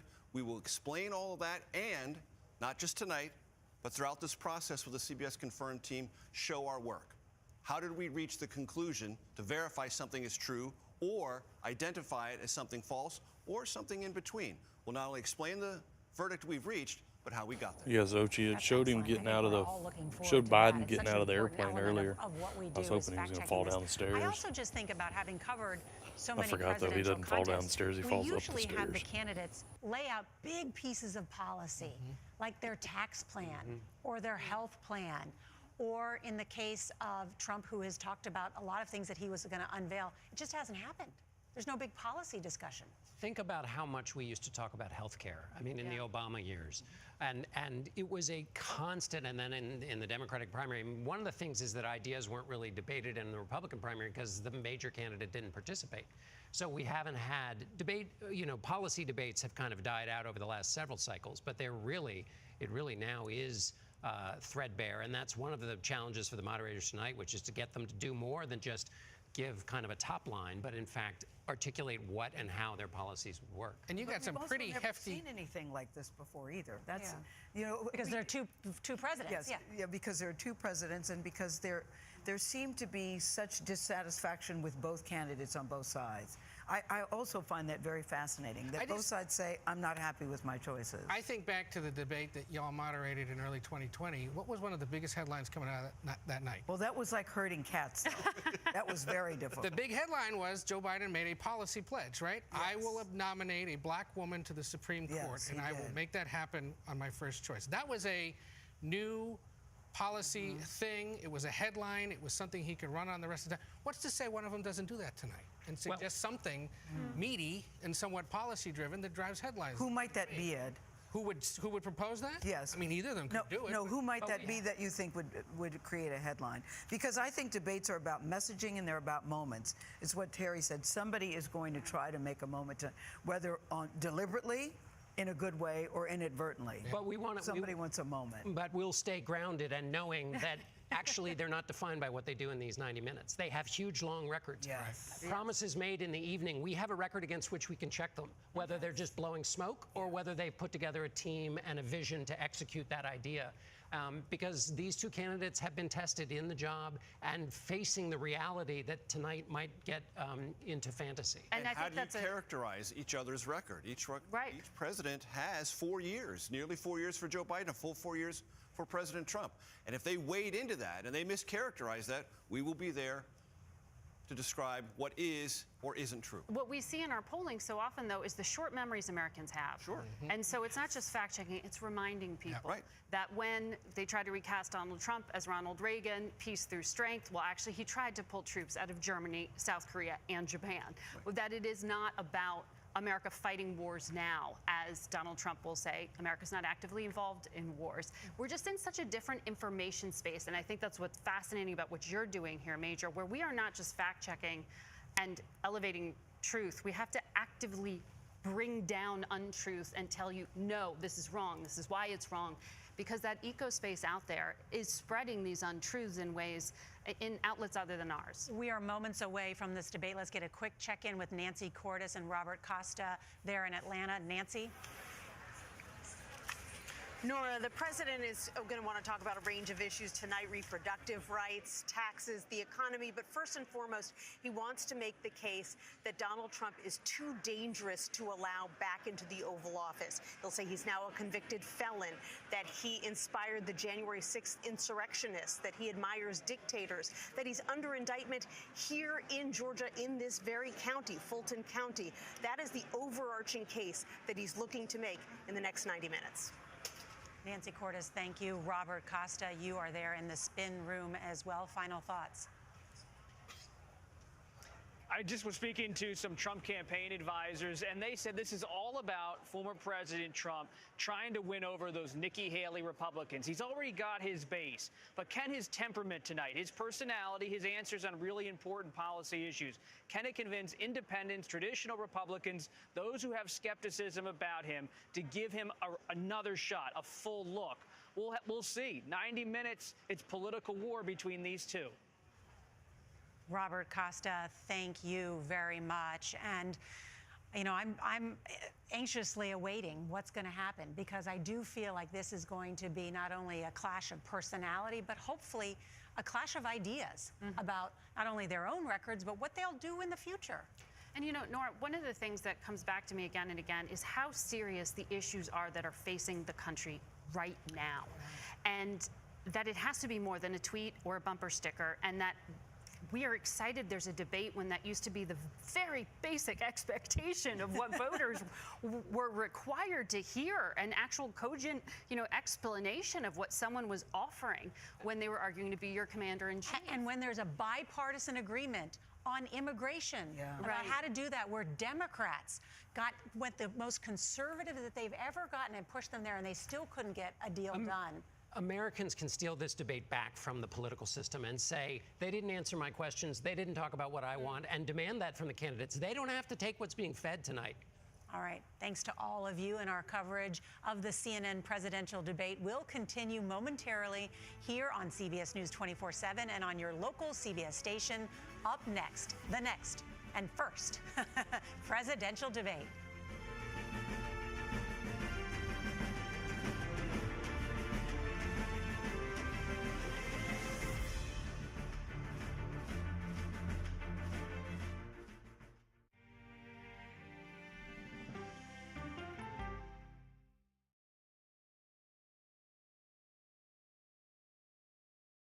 Okay, so let's just start at the beginning. Well, let me start with this. What is at stake here? What is the answer then? Do you know why? You want me to just keep going? Is that a good thing or a bad thing? Were there death threats? How is this possible? What's wrong with that argument? Are you saying they lied? Have you told the government that? Why won't you say the word crisis? You're not answering my question. Is that scary? Does that make sense? What do you mean? What does that mean in Did any of that make sense? What's your response? What happened? Why? It's time for the CBS News Original 60 Minutes, Sunday on CBS and streaming on Paramount+. There is no more room in our city. New York City is receiving record numbers of migrants. Today, we're going to have more than 500 adults and children come through that door.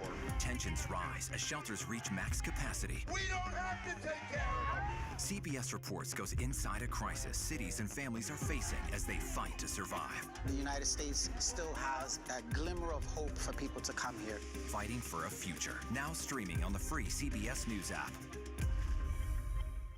On Face the Nation, the way to learn is to listen. We may have a recession. Listening to how someone explains themselves is so key to understanding their perspective. An original documentary from CBS Reports. Since you started La Soup in 2014, do you have any sense as to how much food you've rescued from the landfill? We've rescued 4.5 million pounds. I can't even fathom how much food that is. And that's one little person in one little city in America. We're going to call this chicken piccata. We did 450 of these meals today. This is the exact dish that you and I are going to have. Yep. Oh my God. Is it good? Mm-hmm. Having a plan of how to keep people fed should be in every single city. If we eliminated food waste, could we eliminate hunger? Yes. Eating Trash, now streaming on the free CBS News app.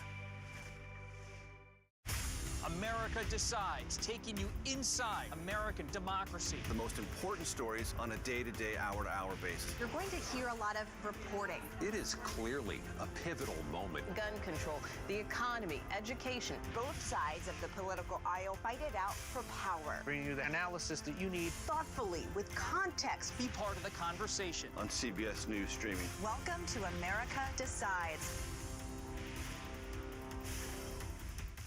When people say who's first to get in the morning, that would be me.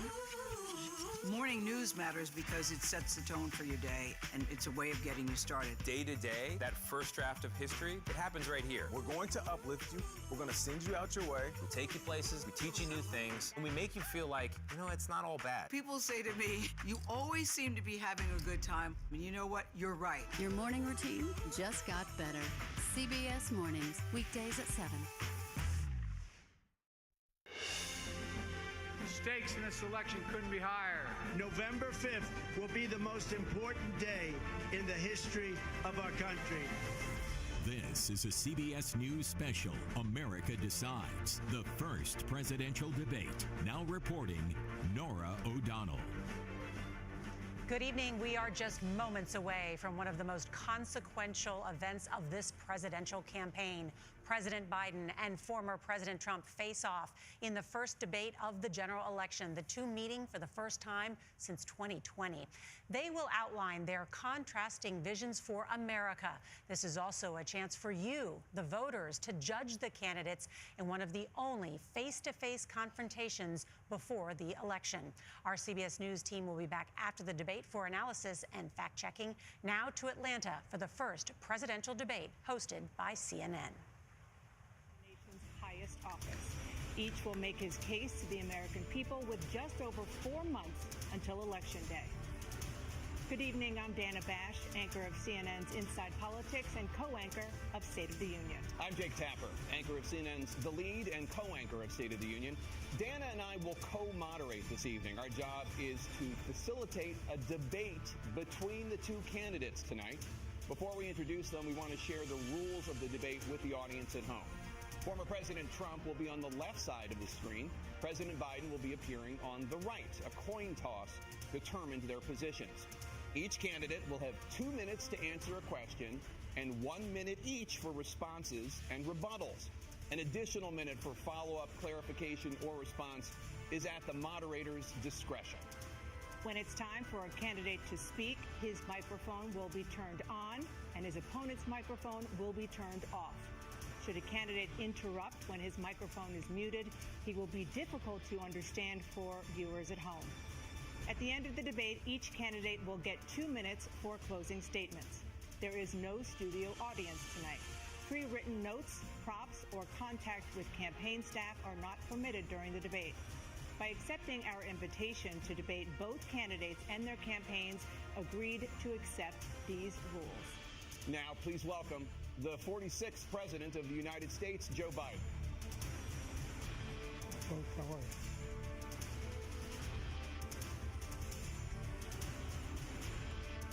Great to be here. Thank you. And please welcome the 45th President of the United States, Donald Trump.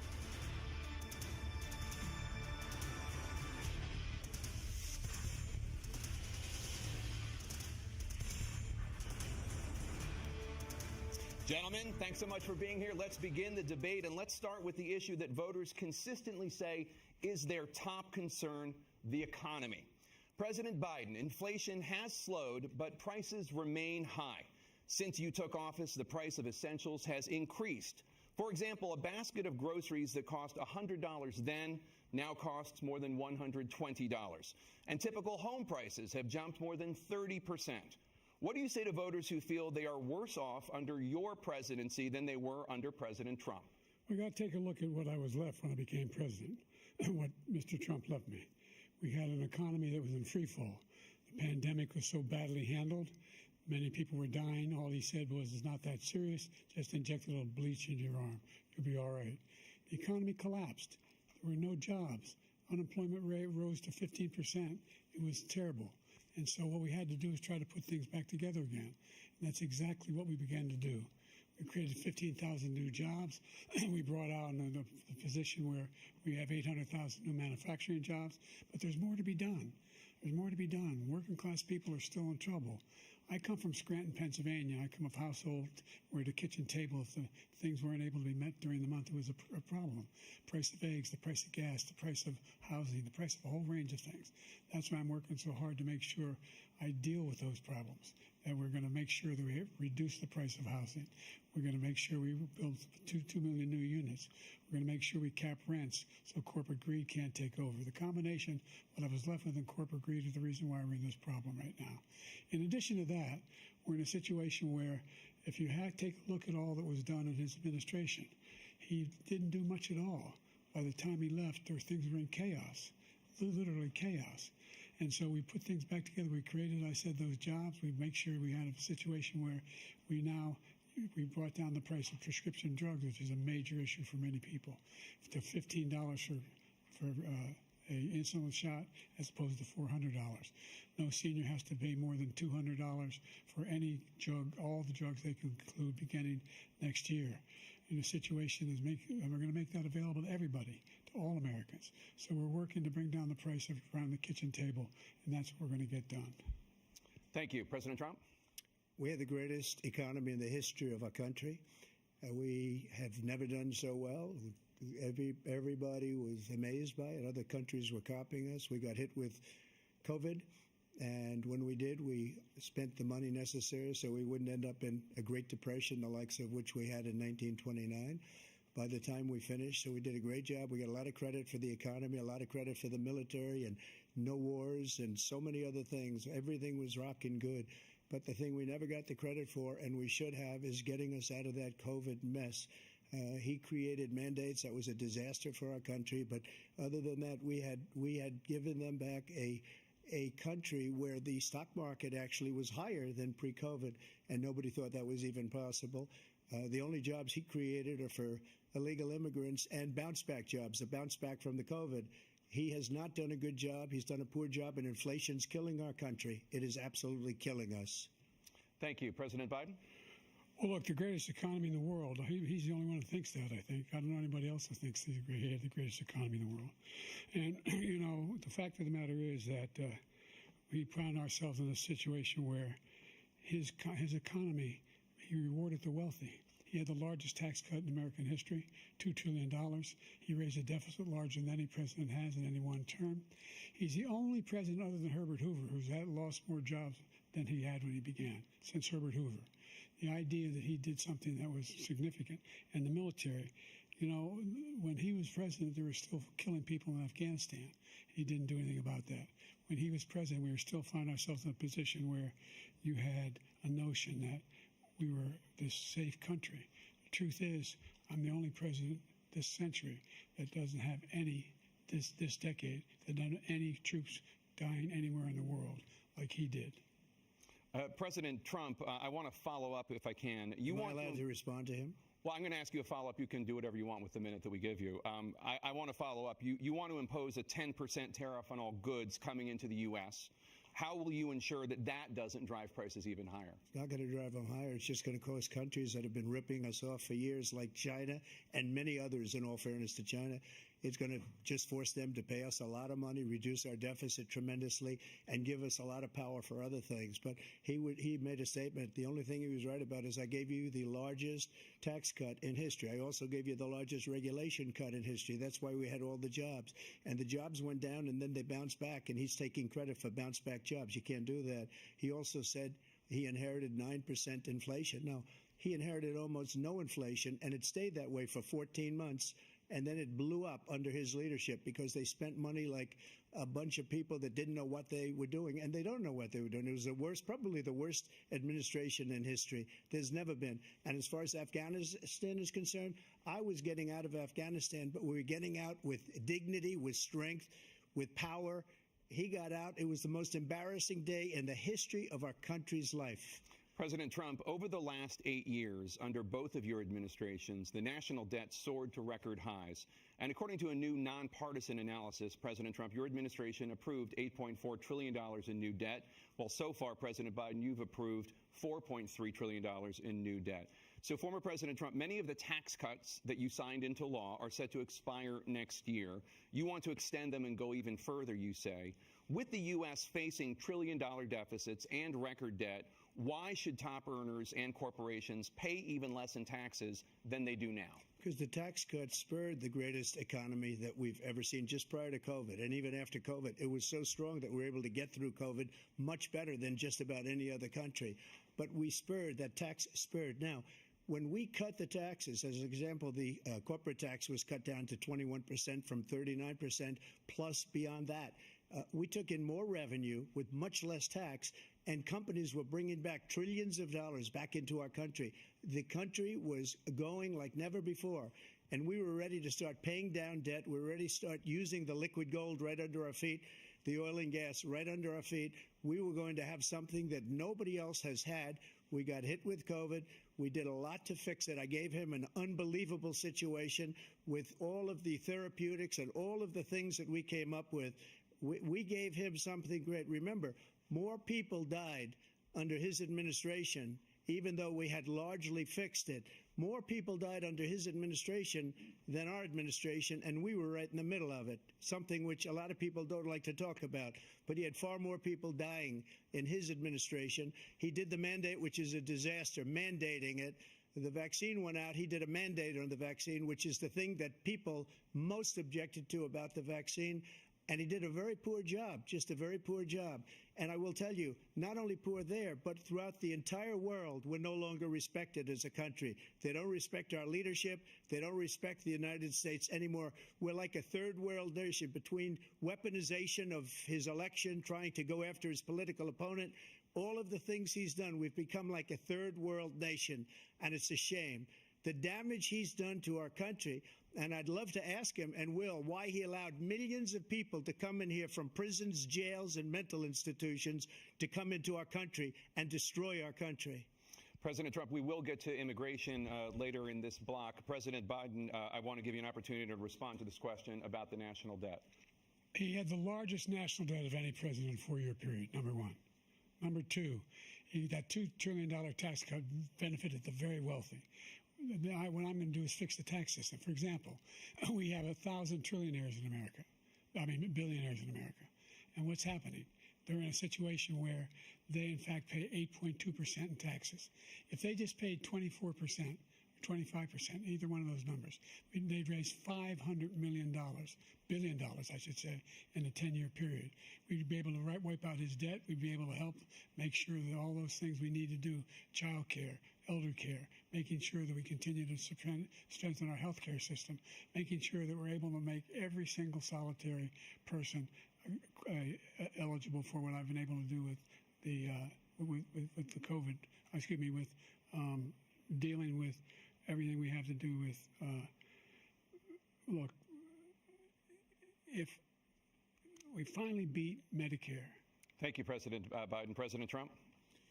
Well, he's right. He did beat Medicare. He beat it to death, and he's destroying Medicare because all of these people are coming in. They're putting them on Medicare. They're putting them on Social Security. They're going to destroy Social Security. This man is going to single-handedly destroy Social Security. These millions and millions of people coming in, they're trying to put them on Social Security. He will wipe out Social Security. He will wipe out Medicare. So he was right in the way he finished that sentence. And it's a shame. What's happened to our country in the last 4 years is not to be believed. Foreign countries, I'm friends with a lot of people, they cannot believe what happened to the United States of America. We're no longer respected.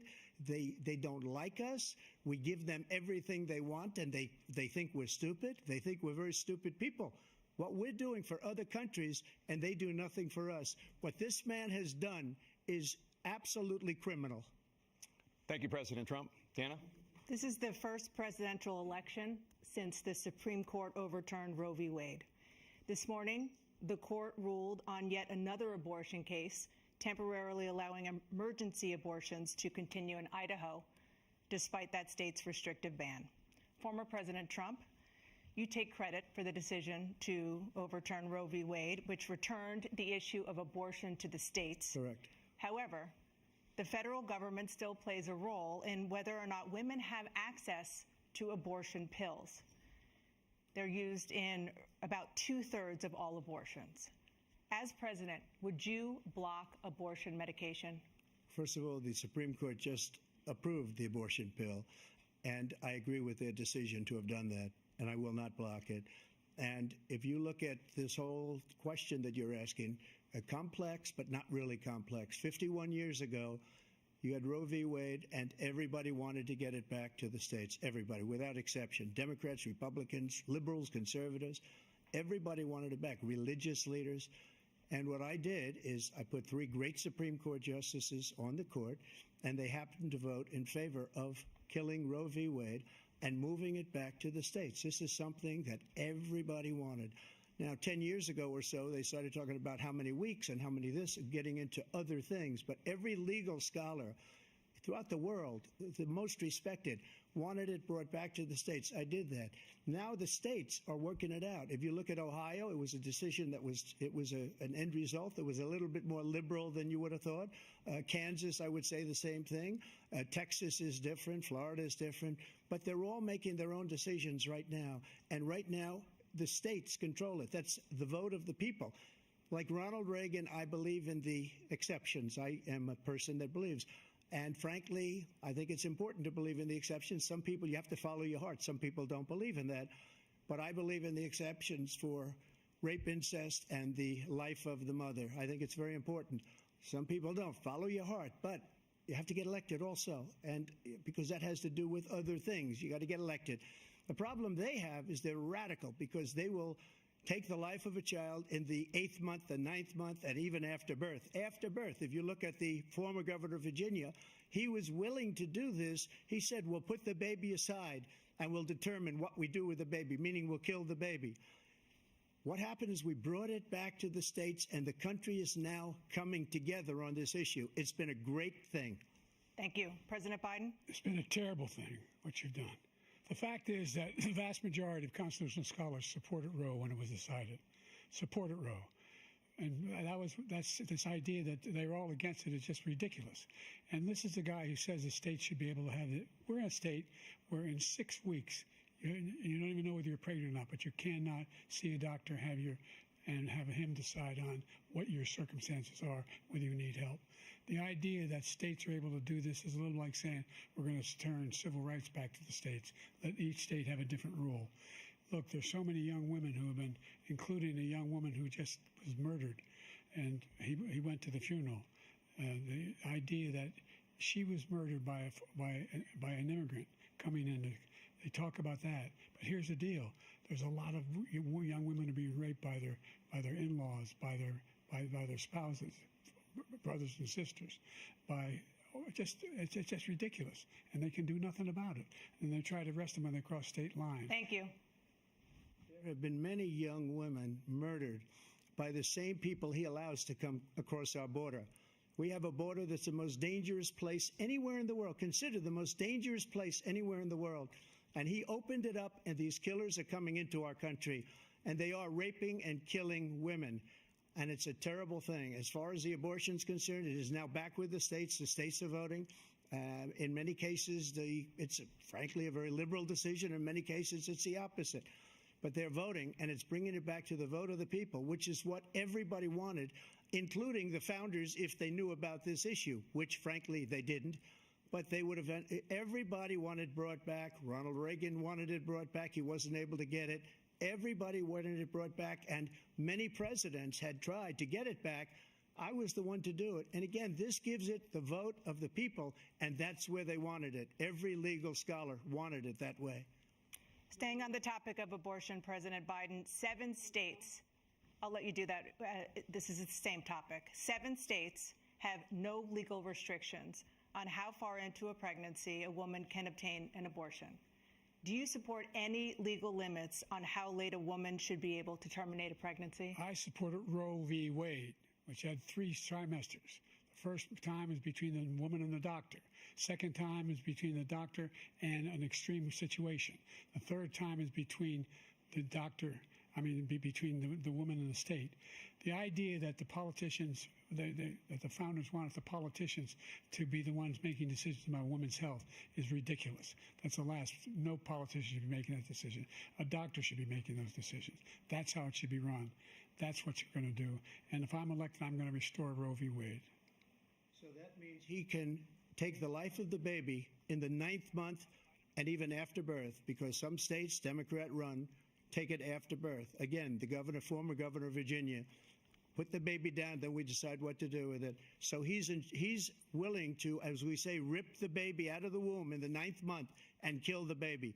Nobody wants that to happen, Democrat or Republican. Nobody wants it to happen.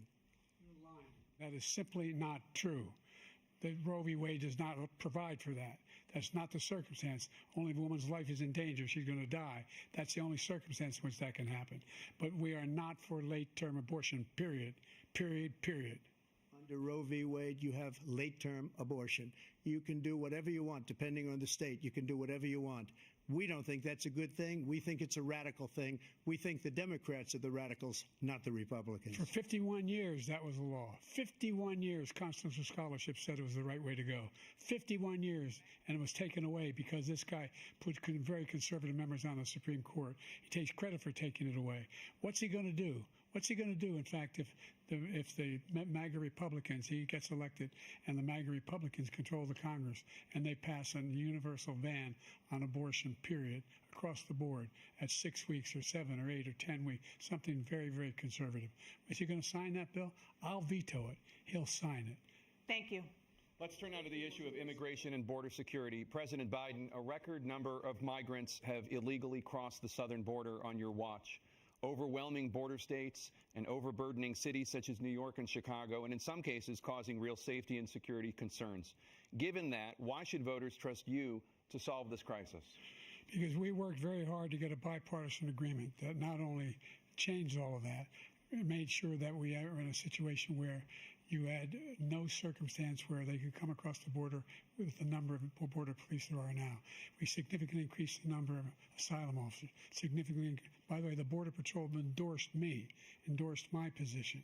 In addition to that, we found ourselves in a situation where when he was president, he was separating babies from their mothers, putting them in cages, making sure the families were separated. That's not the right way to go. What I've done since I've changed the law, what's happened? I've changed it in a way that now you're in a situation where there are 40% fewer people coming across the border illegally. That's better than when he left office. And I'm going to continue to move until we get the total ban on the total initiative relative to what we're going to do with more Border Patrol and more asylum officers. President Trump? I really don't know what he said at the end of that sentence. I don't think he knows what he said either. Look, we had the safest border in the history of our country. The border, all he had to do was leave it. All he had to do was leave it. He decided to open up our border, open up our country to people that are from prisons, people that are from mental institutions, insane asylum, terrorists. We have the largest number of terrorists coming into our country right now, all terrorists, all over the world, not just in South America, all over the world. They come from the Middle East, everywhere. All over the world, they're pouring in. And this guy just left it open. And he didn't need legislation because I didn't have legislation. I said, close the border. We had the safest border in history. In that final couple of months of my presidency, we had, according to Border Patrol, who is great, and by the way, who endorsed me for president, but I won't say that, but they endorsed me for president. Brandon, just speak to him. But look, we had the safest border in history. Now we have the worst border in history. There's never been anything like it. And people are dying all over the place, including the people that are coming up in caravans. Thank you, President Trump. President Biden? The only terrorist who's done anything crossing the border is one who came along and killed three, and his administration, killed an Al-Qaeda person come in his administration, killed 3 American soldiers, killed 3 American soldiers. That's the only terrorist that's there. I'm not saying that no terrorist ever got through, but the idea they're emptying their prisons, we're welcoming these people, that's simply not true. There's no data to support what he said. Once again, he's exaggerating, he's lying. President Trump, staying on the topic of immigration, you've said that you're going to carry out, quote, the largest domestic deportation operation in American history, unquote. Does that mean that you will deport every undocumented immigrant in America, including those who have jobs, including those whose spouses are citizens, and including those who have lived here for decades? And if so, how will you do it? Just 1 second. He said we killed 3 people. The people we killed are al-Baghdadi and Soleimani, the 2 greatest terrorists, biggest terrorists anywhere in the world, and it had a huge impact on everything, not just border, on everything. He's the one that killed people with the bad water, including hundreds of thousands of people dying, and also killing our citizens when they come in. We are living right now in a rat's nest. They're killing our people in New York, in California, in every state in the union, because we don't have borders anymore. Every state is now a border. And because of his ridiculous, insane, and very stupid policies, people are coming in and they're killing our citizens at a level that we've never seen. We call it migrant crime. I call it Biden migrant crime. They're killing our citizens at a level that we've never seen before. And you're reading it like these 3 incredible young girls over the last few days. One of them, I just spoke to the mother, and they just had the funeral for this girl, 12 years old. This is horrible what's taken place. What's taken place in our country, we're literally an uncivilized country now. He doesn't want it to be. He just doesn't know. He opened the borders. Nobody's ever seen anything like.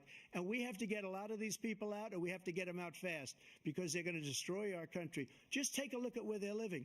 They're living in luxury hotels in New York City and other places. Our veterans are on the street. They're dying because he doesn't care about our veterans. He doesn't care. He doesn't like the military at all, and he doesn't care about our veterans. Nobody been worse. I had the highest approval rating for veterans taking care of the VA. He has the worst. He's gotten rid of all the things that I approved. Choice that I got through Congress, all of the different things I approved, they abandoned. We had by far the highest, and now it's down in less than half, because he's done all these great things that we did. And I think he did it just because I approved it, which is crazy. But he has killed so many people at our border by allowing all of these people to come in. And it's a very sad day in America. President Biden, you have the mic. Every single thing he said is a lie. Every single one. For example, veterans are a hell of a lot better off since I passed the PACT Act.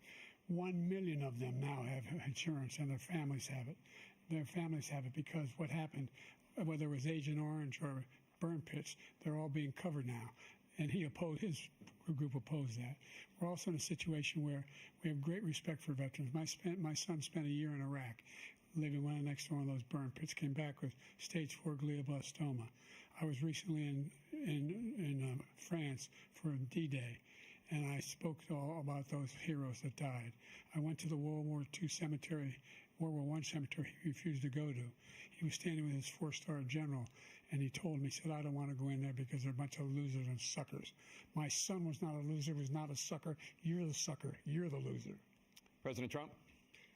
First of all, that was a made-up quote, suckers and losers. They made it up. It was in a third-rate magazine that's failing, like many of these magazines. He made that up. He put it in commercials. We've notified him. We had 19 people that said I didn't say it. And think of this. Who would say I'm at a cemetery or I'm talking about our veterans? Because nobody's taken better care. I'm so glad this came up, and he brought it up. There's nobody that's taken better care of our soldiers than I have. To think that I would, in front of generals and others, say suckers and losers. We have 19 people that said it was never said by me. It was made up by him, just like Russia was made up, just like the 51 intelligence agents are made up, just like the new thing with the 16 economists are talking. It's the same thing. 51 intelligence agents said that the laptop was Russia disinformation. It wasn't. That came from his son, Hunter. It wasn't Russia disinformation. He made up the suckers and losers, so he should apologize to me right now. 4-star general standing to your side who was on your staff who said you said it, period. That's number one. And number two, the idea that I have to apologize to you for anything along the line. We've done more for veterans than any president has in American history. And they now are in their family. The only sacred obligation we have as a country is to care for our veterans when they come home and their families and equip them when they go to war. That's what we're doing. That's what the VA is doing now. They're doing more for veterans than ever before in our history. All right. Thank you so much. Let's move to the Topic of foreign policy. I want to begin with Russia's war against Ukraine, which is now in its third year. Former President Trump. Are y'all entertained yet? Vladimir Putin says he'll only end this war if Russia keeps the Ukrainian territory it has already claimed and Ukraine abandons its bid to join NATO. Are Putin's terms acceptable to you? First of all, our veterans and our soldiers can't stand this guy. They can't stand him. They think he's the worst commander-in-chief, if that's what you call him, that we've ever had. They can't stand him. So let's get that straight. And they like me more than just about any of them. And that's based on every single bit of information. As far as Russia and Ukraine, if we had a real president, a president that knew, that was respected by Putin, he would have never invaded Ukraine. A lot of people are dead right now, much more than people know. You know, they talk about numbers. You can double those numbers, maybe triple those numbers. He did nothing to stop it. In fact, I think he encouraged Russia from going in. I'll tell you what happened. He was so bad with Afghanistan. It was such a horrible embarrassment, most embarrassing moment in the history of our country, that when Putin watched that and he saw the incompetence, that he should have fired those generals, like I fired the one that you mentioned, and so he's got no love lost, but he should have fired those generals. No general got fired for the most embarrassing moment in the history of our country, Afghanistan, where we left billions of dollars of equipment behind. We lost 13 beautiful soldiers, and 38 soldiers were obliterated. And by the way, we left people behind, too. We left American citizens behind. When Putin saw that, he said, you know what? I think we're going to go in and maybe take this was his dream. I talked to him about it, his dream. The difference is he never would have invaded Ukraine. Never. Just like Israel would have never been invaded in a million years by Hamas. You know why? Because Iran was broke with me. I wouldn't let anybody do business with them. They ran out of money. They were broke. They had no money for Hamas. They had no money for anything. No money for terror. That's why you had no terror at all during my administration. This place, the whole world is blowing up under him. President Biden? I've never heard so much malarkey in my whole life. Look, the fact of the matter is that we're in a situation where, let's take the last point first. Iran attacked American troops, caused brain damage for a number of these troops, and he did nothing about it. Recently, not when he was president, they attacked. He said they're just having headaches. That's all it is. He didn't do a thing when the attack took place, number one. Number two, we got over 100,000 Americans and others out of Afghanistan during that airlift. Number three, we found ourselves in a situation where, if you take a look at what Trump did in Ukraine, this guy told Trump, do whatever you want, do whatever you want. And that's exactly what Trump did to Putin, encourage him, do whatever you want. And he went in. And listen to what he said when he went in. He was going to take Kyiv in 5 days, remember? Because it's part of the old Soviet Union. That's what he wanted to reestablish, Kyiv. And he, in fact, didn't do it at all. He wasn't able to get it done. And they've lost thousands and thousands of troops, 500,000 troops. President Trump, I never said to you that. for 1 minute, I just want to go back to my original question, which is, are Putin's terms acceptable to you? Keeping the territory in Ukraine? No, they're not acceptable. But look, this is a war that never should have started. If we had a leader in this war, he led everybody along. He's given $200 billion now or more to Ukraine. He's given $200 billion. That's a lot of money. I don't think there's ever been anything like it. Every time that Zelensky comes to this country, he walks away with $60 billion. He's the greatest salesman ever. And I'm not knocking him. I'm not knocking anything. I'm only saying the money that we're spending on this war, and we shouldn't be spending, it should have never happened. I will have that war settled between Putin and Zelensky as president-elect before I take office on January 20th. I'll have that war settled. People being killed so needlessly, so stupidly, and I will get it settled, and I'll get it settled fast before I take office. President Biden, you have a minute. The fact is that Putin is a war criminal. He's killed thousands and thousands of people. And he has made one thing clear. He wants to reestablish what was part of the Soviet Empire, not just a piece. He wants all of Ukraine. That's what he wants. And then you think he'll stop there? Do you think he'll stop when if he takes Ukraine? What do you think happens to Poland? What do you think of Belarus? What do you think happens to those NATO countries? And so if you want a war, you ought to find out what he's going to do, because if in fact he does what he says and walks away, and by the way, all that money we give Ukraine are from weapons we make here in the United States. We give them the weapons, not the money at this point. And our NATO allies have produced as much funding for Ukraine as we have. That's why we're strong. Thank you. Moving on to the Middle East. In October, Hamas attacked Israel, killing more than 1,000 people and taking hundreds of hostages. Among those held and thought to still be alive are 5 Americans. Israel's response has killed thousands of Palestinians and created a humanitarian crisis in Gaza.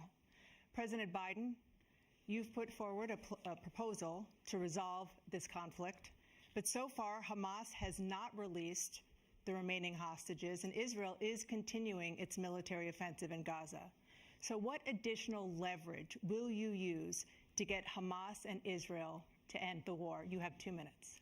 Number one, everyone from the United Nations Security Council straight through to the G7 to the Israelis and Netanyahu himself have endorsed the plan I put forward.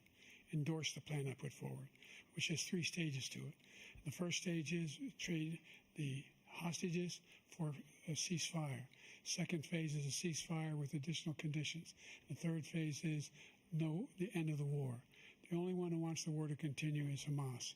Number one, they're the only ones standing out. We're still pushing hard to get them to accept. In the meantime, what's happened? In Israel, we're finding that the only thing I've denied Israel was 2,000-pound bombs. They don't work very well in populated areas. They kill a lot of innocent people. We're providing Israel with all the weapons they need and when they need them. And by the way, I'm the guy that organized the world against Iran when they had a full-blown intercontinental ballistic missile attack on Israel. No one was hurt. No one Israeli was accidentally killed, and it just stopped.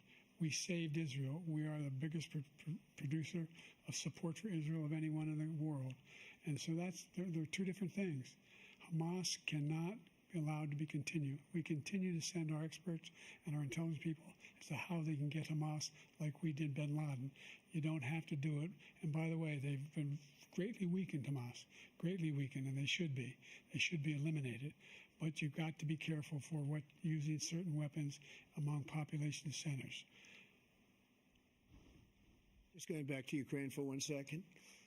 We have an ocean separating us. The European nations together have spent $100 billion, or maybe more than that, less than us. Why doesn't he call them and say, you got to put up your money like I did with NATO? I got them to put up hundreds of billions of dollars. The Secretary General of NATO said Trump did the most incredible job I've ever seen. They wouldn't have any. They were going out of business. We were spending almost 100% of the money was paid by us. He didn't do that. He's getting all. You got to ask these people to put up the money. We're over $100 billion more spent, and it has a bigger impact on them because of location, because we have an ocean in between.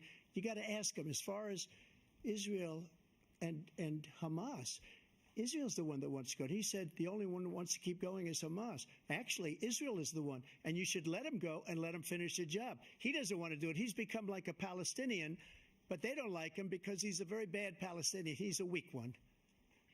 President Biden, you have a minute. I've never heard so much foolishness. This is a guy who wants to get out of NATO. You're going to stay in NATO? He's going to pull out of NATO. The idea that we have, our strength lies in our alliances as well. It may be a big ocean, but are we ever able to avoid a war in Europe, a major war in Europe?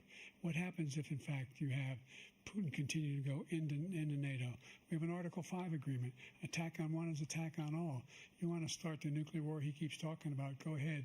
Let Putin go in and control Ukraine and then move on to Poland and other places. See what happens then. He has no idea what the hell he's talking about. And by the way, I got 50 other nations around the world to support Ukraine, including Japan and South Korea, because they understand that this kind of dislocation has a serious threat to the whole world peace. No major war in Europe has ever been able to be contained just to Europe. President Trump, just to follow up, would you support the creation of an independent Palestinian state in order to achieve peace in the region? I'd have to see, but before we do that, the problem we have is that we spend all the money. So they kill us on trade. I made great trade deals with the European nations because if you add them up, they're about the same size economically. Their economy is about the same size as the United States. And they were no cars, they don't want anything that we have, but we're supposed to take their cars, their food, their everything, their agriculture. I changed that. But the big thing I changed is they don't want to pay. And the only reason that he can play games with NATO is because I got them to put up hundreds of billions of dollars. I said, and he's right about this, I said, no, I'm not going to support NATO if you don't pay. They asked me that question, would you guard us against Russia at a very secret meeting of the 28 states at that time, nations at that time. And I said, no, if you don't pay, I won't do that. And you know what happened? Billions and billions of dollars came flowing in the next day and the next months. But now we're in the same position. We're paying everybody's bills. Let's turn to the issue of democracy. Former President Trump, I want to ask you about January 6, 2021. After you rallied your supporters that day, some of them stormed the Capitol to stop the constitutionally mandated counting of electoral votes. As president, you swore an oath to, quote, preserve, protect, and defend, unquote, the Constitution. What do you say to voters who believe that you violated that oath through your actions and inaction on January 6th and worry that you'll do it again? Well, I don't think too many believe that. And let me tell you about January 6th. On January 6th, we had a great border. Nobody coming through, very few. On January 6th, we were energy independent. On January 6th, we had the lowest taxes ever. We had the lowest regulations ever. On January 6th, we were respected all over the world. All over the world, we were respected. And then he comes in, and we're now laughed at. We're like a bunch of stupid people. What happened to the United States' reputation under this man's leadership is horrible, including weaponization, which I'm sure at some point you'll be talking about, where he goes after his political opponent because he can't beat him fair and square. You have 80 seconds left. My question was, what do you say to those voters who believe that you violated your constitutional oath through your actions and inaction on January 6, 2021, and worry that you'll do it again? Well, I didn't say that to anybody. I said peacefully and patriotically.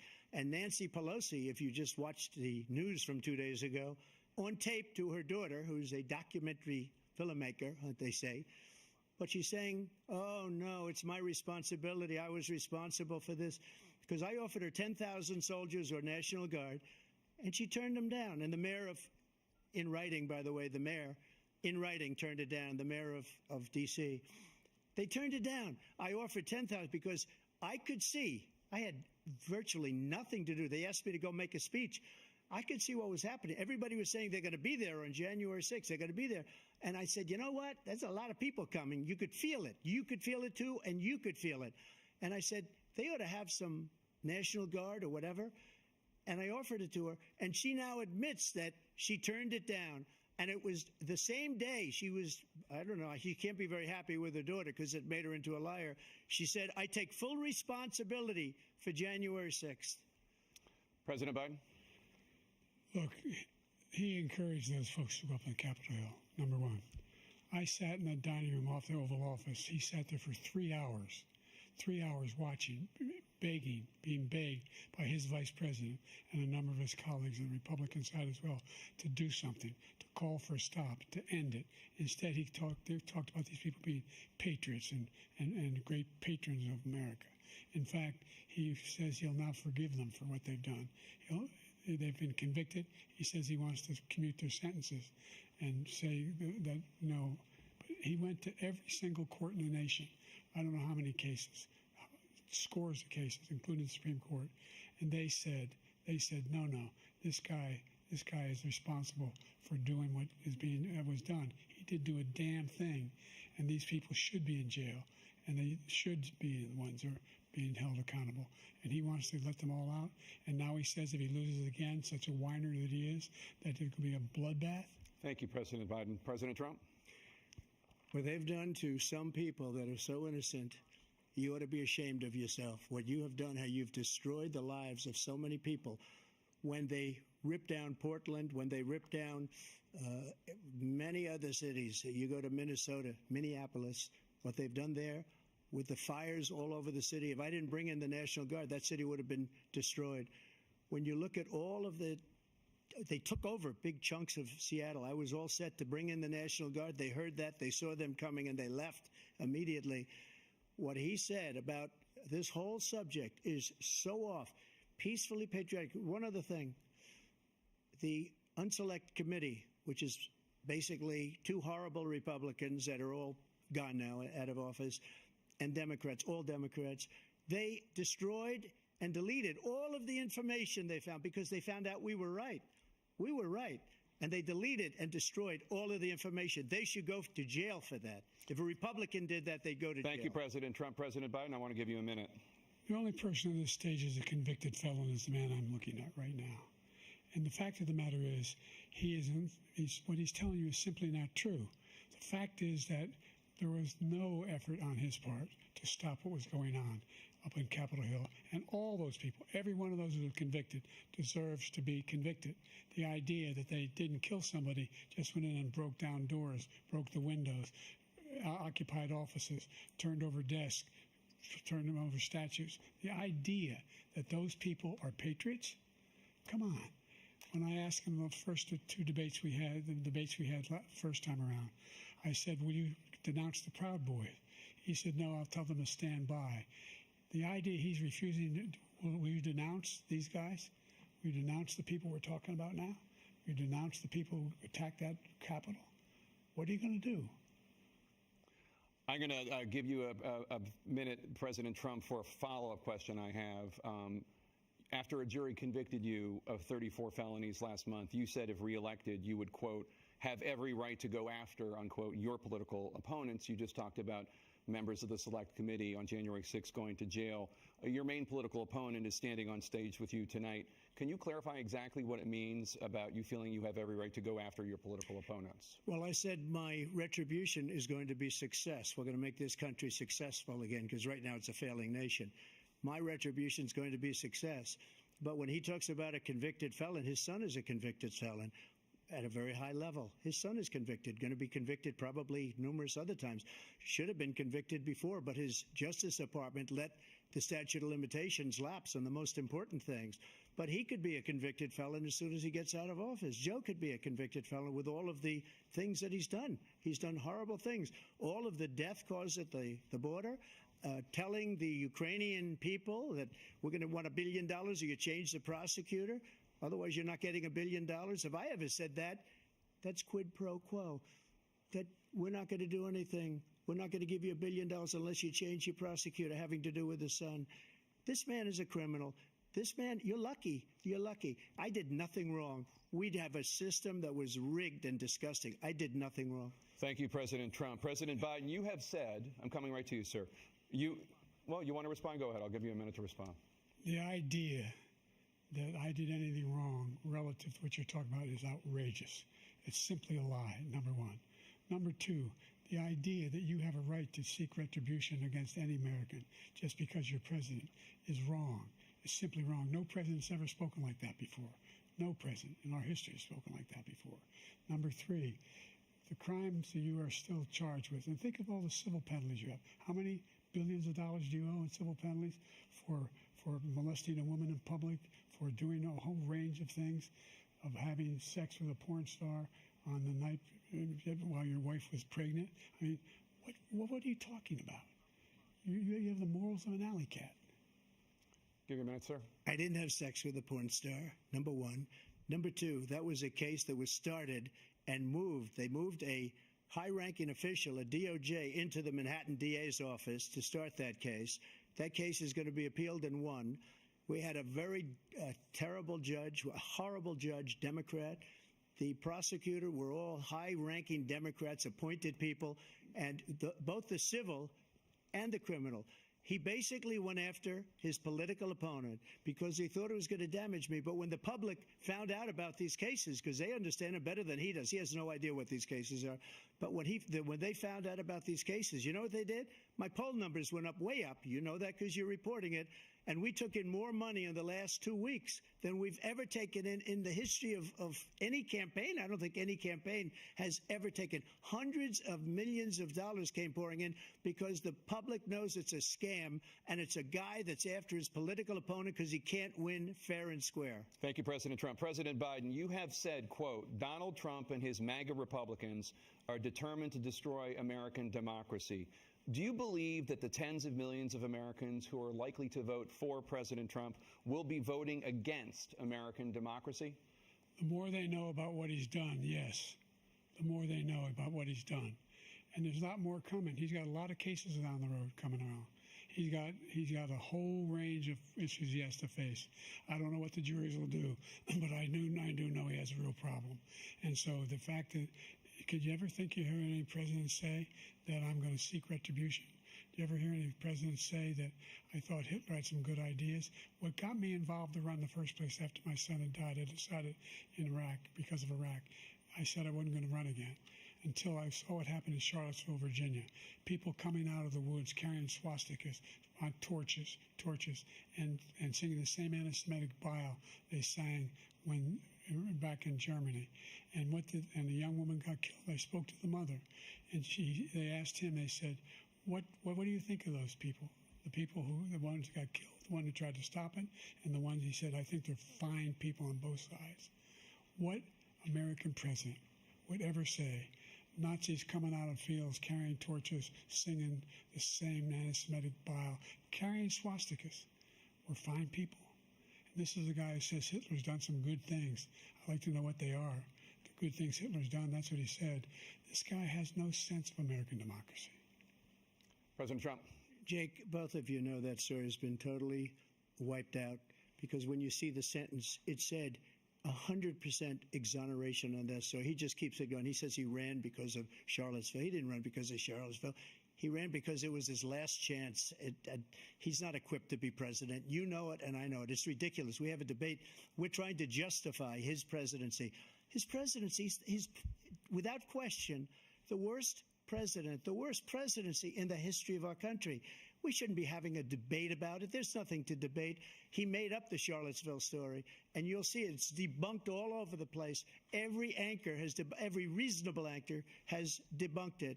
And just the other day it came out where it was fully debunked. It's a nonsense story. He knows that, and he didn't run because of Charlottesville. He used that as an excuse to run. President Biden. And debunked. It happened. All you have to do is listen to what was said at the time. And the idea that somehow that's the only reason I ran because I was worried a guy like this guy could get elected. If he thought they were good people coming out of that forest, carrying those woods, carrying those torches, then he didn't deserve to be president. Didn't deserve to be president at all. And the idea that he's talking about all this being fabricated, we saw with our own eyes. We saw what happened on January 6th. We saw the people breaking through the windows.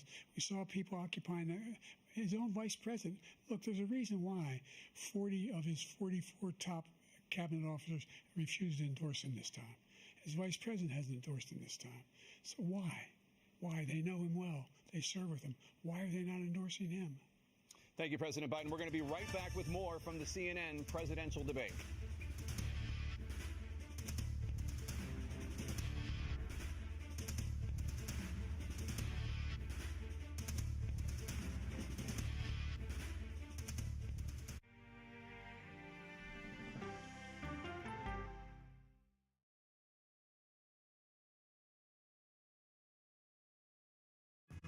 Coming up, our series. Wait a minute. Tom, is that you working the camera? Keep leaning out of your close-up.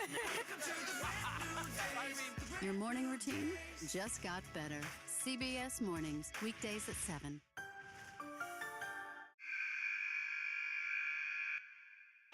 I had progressively fallen deeper into the world of online sports betting. The risk is the rush. What do you think is driving the spike in popularity? I think it's legality. If it's legal, I'm going to use it. There are ways to bet when you are 18. We've created an epidemic of child gambling. You can't walk into a mouth. Yeah, manager, you gotta go get some more medicine. It's America's most neglected problem. I use sports betting as a way to escape, when in reality, I'm choosing self-destruction. Whatever I had left, it was gone. The purpose of the industry is to get you to play to extinction. And that means until all your money is gone.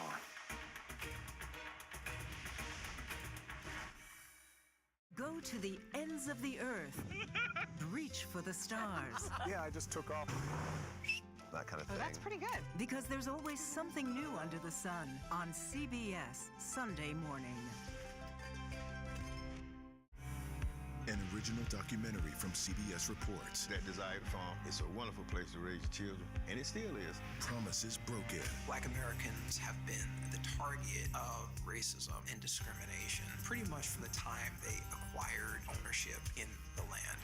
Costing black farmers hundreds of billions in generational wealth. They did everything to make sure we were run off that land. But communities are uniting to continue the fight. Collective ownership is powerful. To keep their land and their dreams alive. To watch my children play on land that we own means everything. So land is power. Most definitely. 40 Acres and a Mule, now streaming on the free CBS News app.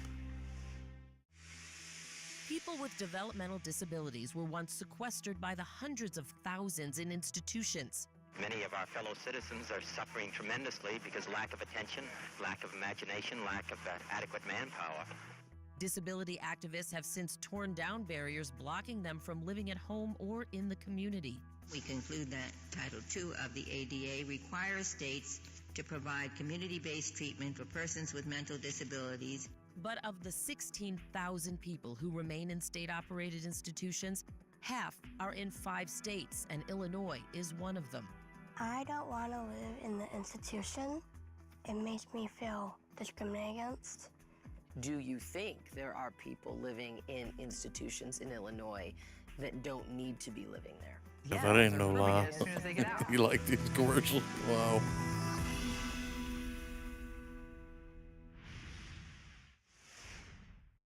I'm John Dickerson. Join me for the Daily Report, weekdays on CBS News 24/7. A CBS News investigation. People looking for love, finding their life savings gone. This could happen to anybody. And sometimes losing their lives. Anything for love. Now streaming on the free CBS News app.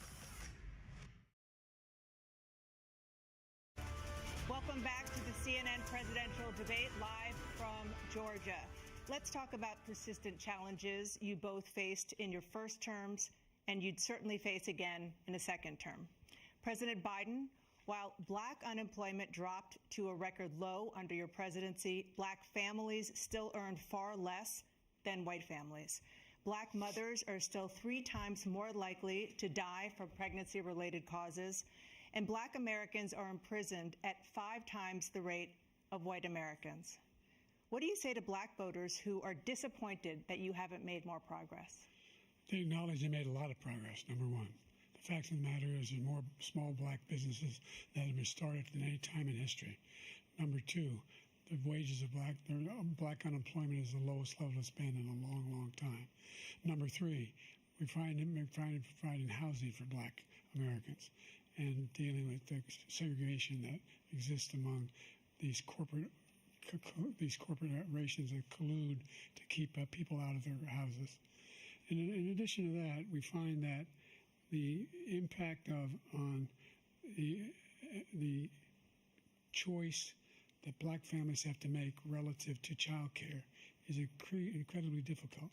When we did the first major piece of legislation in the past, I was able to reduce black child care costs. I cut them in half. We got to make sure we provide for child care costs. We got to make sure, because when you provide those child care protections, you increase economic growth because more people can be in the job market. So there's more to be done, considerably more to be done. But we've done a great deal so far, and I'm not letting up, and they know it. You have 49 seconds left. What do you say to black voters who are disappointed with the progress so far? I say I don't blame them for being disappointed. Inflation is still hurting them badly. For example, I provided for the idea that any black family first-time home buyer should get a $10,000 tax credit to be able to buy their first home so they can get started.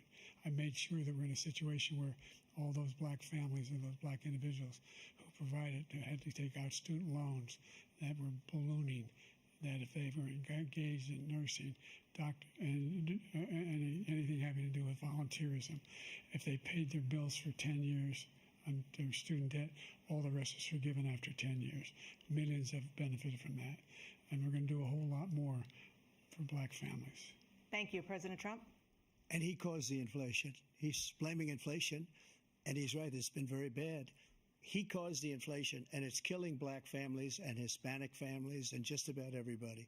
It's killing people. They can't buy groceries anymore. They can't. You look at the cost of food where it's doubled and tripled and quadrupled. They can't live. They're not living anymore. He caused this inflation. I gave him a country with essentially no inflation. It was perfect. It was so good. All he had to do is leave it alone. He destroyed it with his Green New Scam and all this money that's being thrown out the window. He caused inflation. As sure as you're sitting there, the fact is that his big kill on the black people is the millions of people that he's allowed to come in through the border. They're taking black jobs now, and it could be 18, it could be 19, and even 20 million people. They're taking black jobs, and they're taking Hispanic jobs, and you haven't seen it yet, but you're going to see something that's going to be the worst in our history. Thank you. President Biden? There was no inflation when I became president. You know why? The economy was flat on its back. 15% unemployment. He decimated the economy, absolutely decimated the economy. That's why there was no inflation at the time. There were no jobs. We provided thousands of millions of jobs for individuals who are in all communities, including minority communities. We made sure that they have health insurance. We have covered, the ACA has increased. I made sure that they're $8,000 per person in a family to get written off for health care. But this guy wants to eliminate that. They tried 50 times. He wants to get rid of the ACA again, and they're going to try again if they win. You find ourselves in a position where the idea that we're not doing any, we put more police on the street than any administration has. He wants to cut the cops. We're providing for equity and making sure people have a shot to make it. There's a lot going on, but in inflation, he caused it by his tremendous malfeasance in the way he handled the pandemic. Thank you. Another persistent challenge is the climate crisis.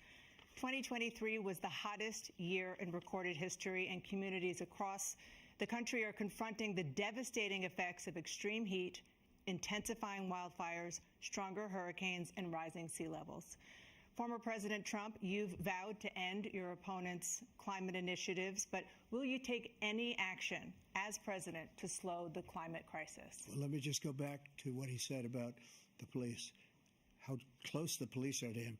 Almost every police group in the nation from every state is supporting Donald J. Trump. Almost every police group. And what he's done to the black population is horrible, including the fact that for 10 years he called them super predators. We can't, in the 1990s, we can't forget that. Super predators was his name, and he called it to them for 10, and they've taken great offense at it, and now they see it happening. But when they see what I did for criminal justice reform and for the historically black colleges and universities, where I funded them and got them all funded, and the opportunity zones with Tim, as you know, Tim Scott was incredible. He did a great job, great senator from South Carolina. He came to me with the idea, and it was a great idea. It's one of the most successful economic development acts ever in the country, opportunity zones. And the biggest beneficiary are blacks. And that's why we have the best numbers with them in maybe ever. They're saying ever. I read this morning where ever, the best numbers. He's lost much of the black population because he's done a horrible job for black people. He's also done a horrible job for Hispanics. But wait till you see these millions of people pouring into our country, and they're going to take the jobs, and it's already started, and you haven't seen anything yet. It's a disaster. You've 38 seconds left. President Trump, will you take any action as president to slow the climate crisis? So I want absolutely immaculate clean water, and I want absolutely clean air, and we had it. We had H2O. We had the best numbers ever, and we were using all forms of energy, all forms, everything. And yet, during my 4 years, I had the best environmental numbers ever. And my top environmental people gave me that statistic just before I walked on the stage, actually. I don't know where the hell he's been. The idea that anything he said is true. I've passed the most extensive climate change legislation in history. We find ourselves, and by the way, black colleges. I came up with $15 billion for HBCUs, historic black universities and colleges, because they don't have the kind of contributors that they have to build these laboratories and the like. Any black student is capable in college of doing any white student can do. They just don't have the money. But now they'll be able to get those jobs in high tech. We're in a situation where the idea that he is claiming to have done something that had the cleanest water, he hadn't done a damn thing for the environment. He pulled out of the Paris Peace Accord, Climate Accord. I immediately joined it because if we reach 1.5 degrees Celsius at any one point, there's no way back. The only existential threat to humanity is climate change, and he didn't do a damn thing about it. He must undo all that I've done. The Paris Accord was going to cost us $1 trillion, and China nothing, and Russia nothing, and India nothing. It was a ripoff of the United States. And I ended it because I didn't want to waste that money because they treat us horribly. We were the only ones. It was costing us money. Nobody else was paying into it. And it was a disaster. But everything that he said just now, I'll give you an example. I heard him say before insulin. I'm the one that got the insulin down for the seniors. I took care of the seniors. What he's doing is destroying all of our medical programs because the migrants coming in, they want everybody. And look, I have the biggest heart on the stage. I guarantee you that. And I want to take care of people. But we're destroying our country. They're taking over our schools, our hospitals, and they're going to be taking over Social Security. He is destroying Social Security, Medicare, and Medicaid. The idea is that we, in fact, we were the only ones of consequence who were not members of the Paris Accord. How can we do anything if we're not able to, the United States can't get its under control? One of the largest polluters in the world, number one. We're making significant progress. By 2035, we will have cut pollution in half. We have made significant progress, and we're continuing to make progress. We set up a climate corps for thousands of young people to learn how to deal with climate, just like the Peace Corps. And we're moving in directions that are going to significantly change the elements that cause of pollution.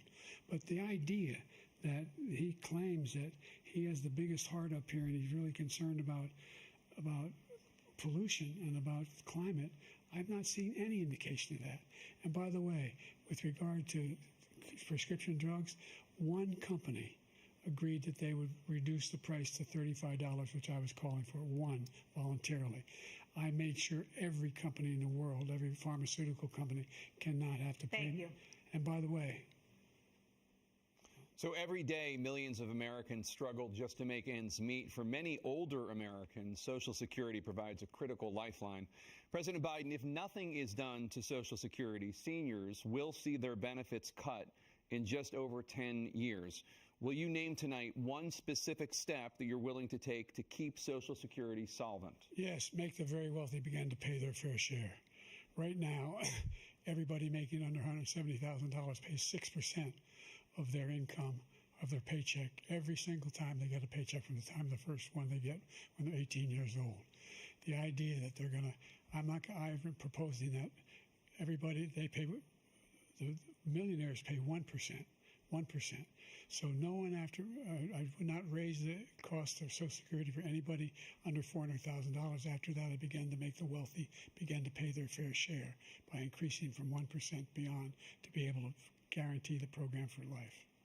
So you still have 82 seconds left. Are there any other measures that you think that would be able to help keep Social Security solvent, or is that one enough? Well, no, that one enough will keep it solvent. But the biggest thing I'll do if we defeat this man, because he wants to get rid of Social Security. He thinks there's plenty to cut in Social Security. He's wanted to cut Social Security and Medicare both times. And and if you look at the program put forward by the House Republican caucus that I believe supports, is in fact want to cut it as well. The idea that we don't need to protect our seniors is ridiculous. And by the way, the American public has greater health care coverage today than ever before. And on the ACA, as I said, you're in a circumstance where 400,000 people 40 million people would not have insurance because they have a pre-existing condition. Only thing that allows them to have that insurance is the fact that they, in fact, are part of the ACA.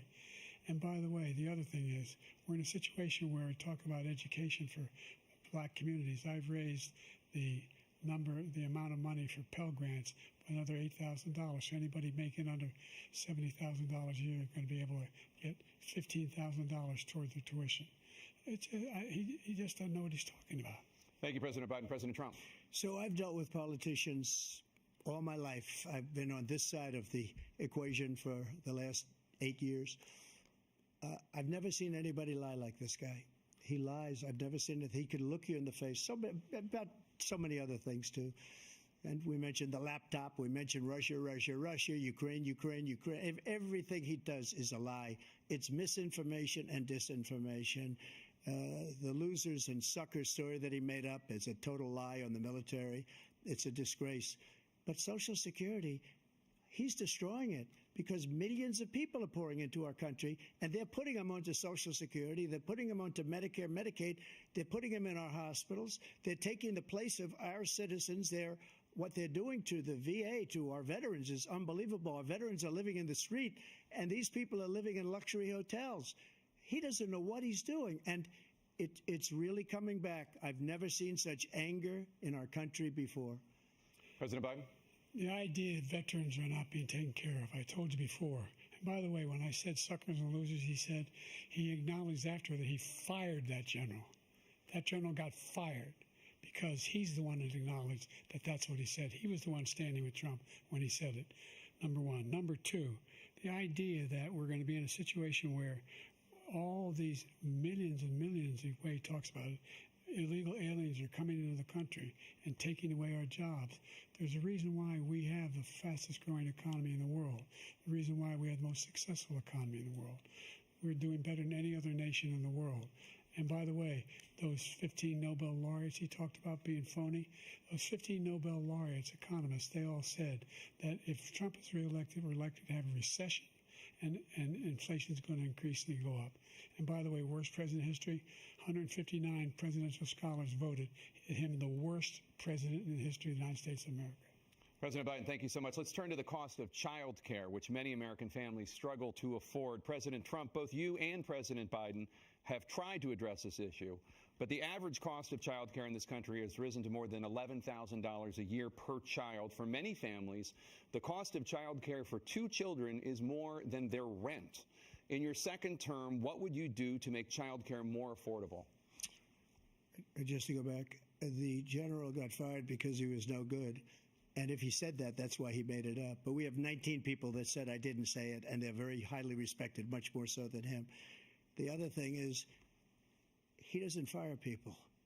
He never fired people. I've never seen him fire anybody. I did fire a lot. I fired Comey because he was no good. I fired a lot of the top people at the FBI, drained the swamp. They were no good.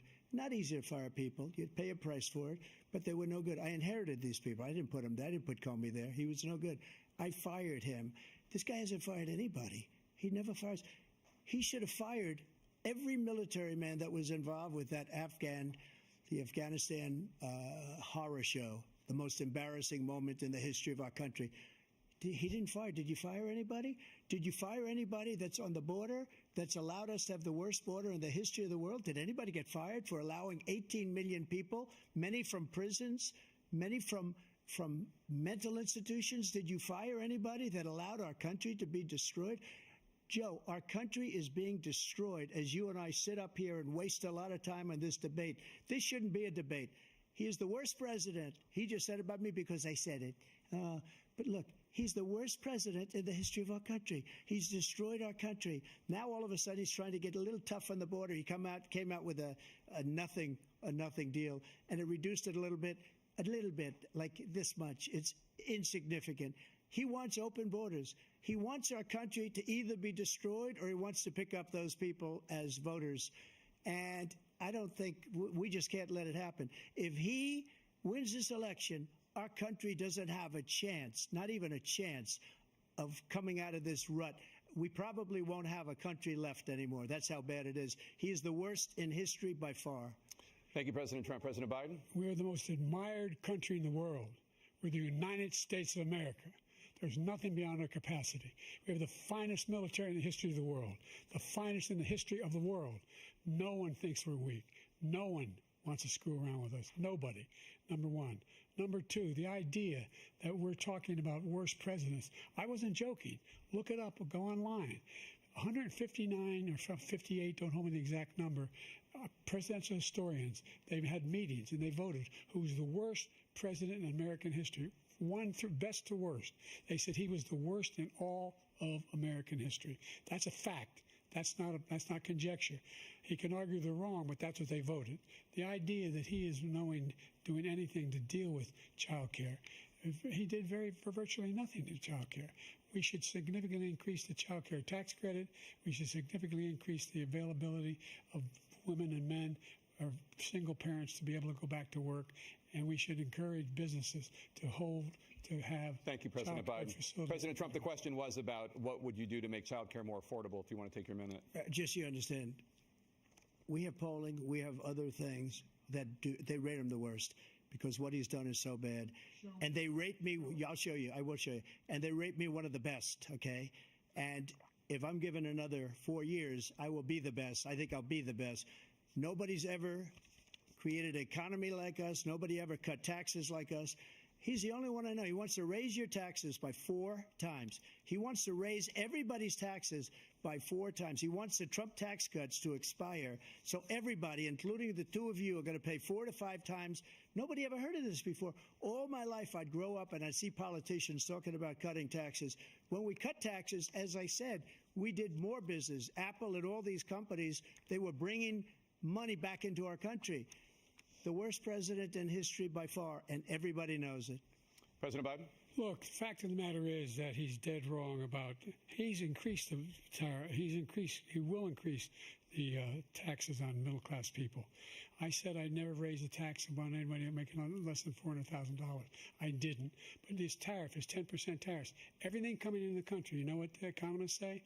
That's going to cost the average American $2,500 a year more because they're going to have to pay the difference in food and all the things that were imported.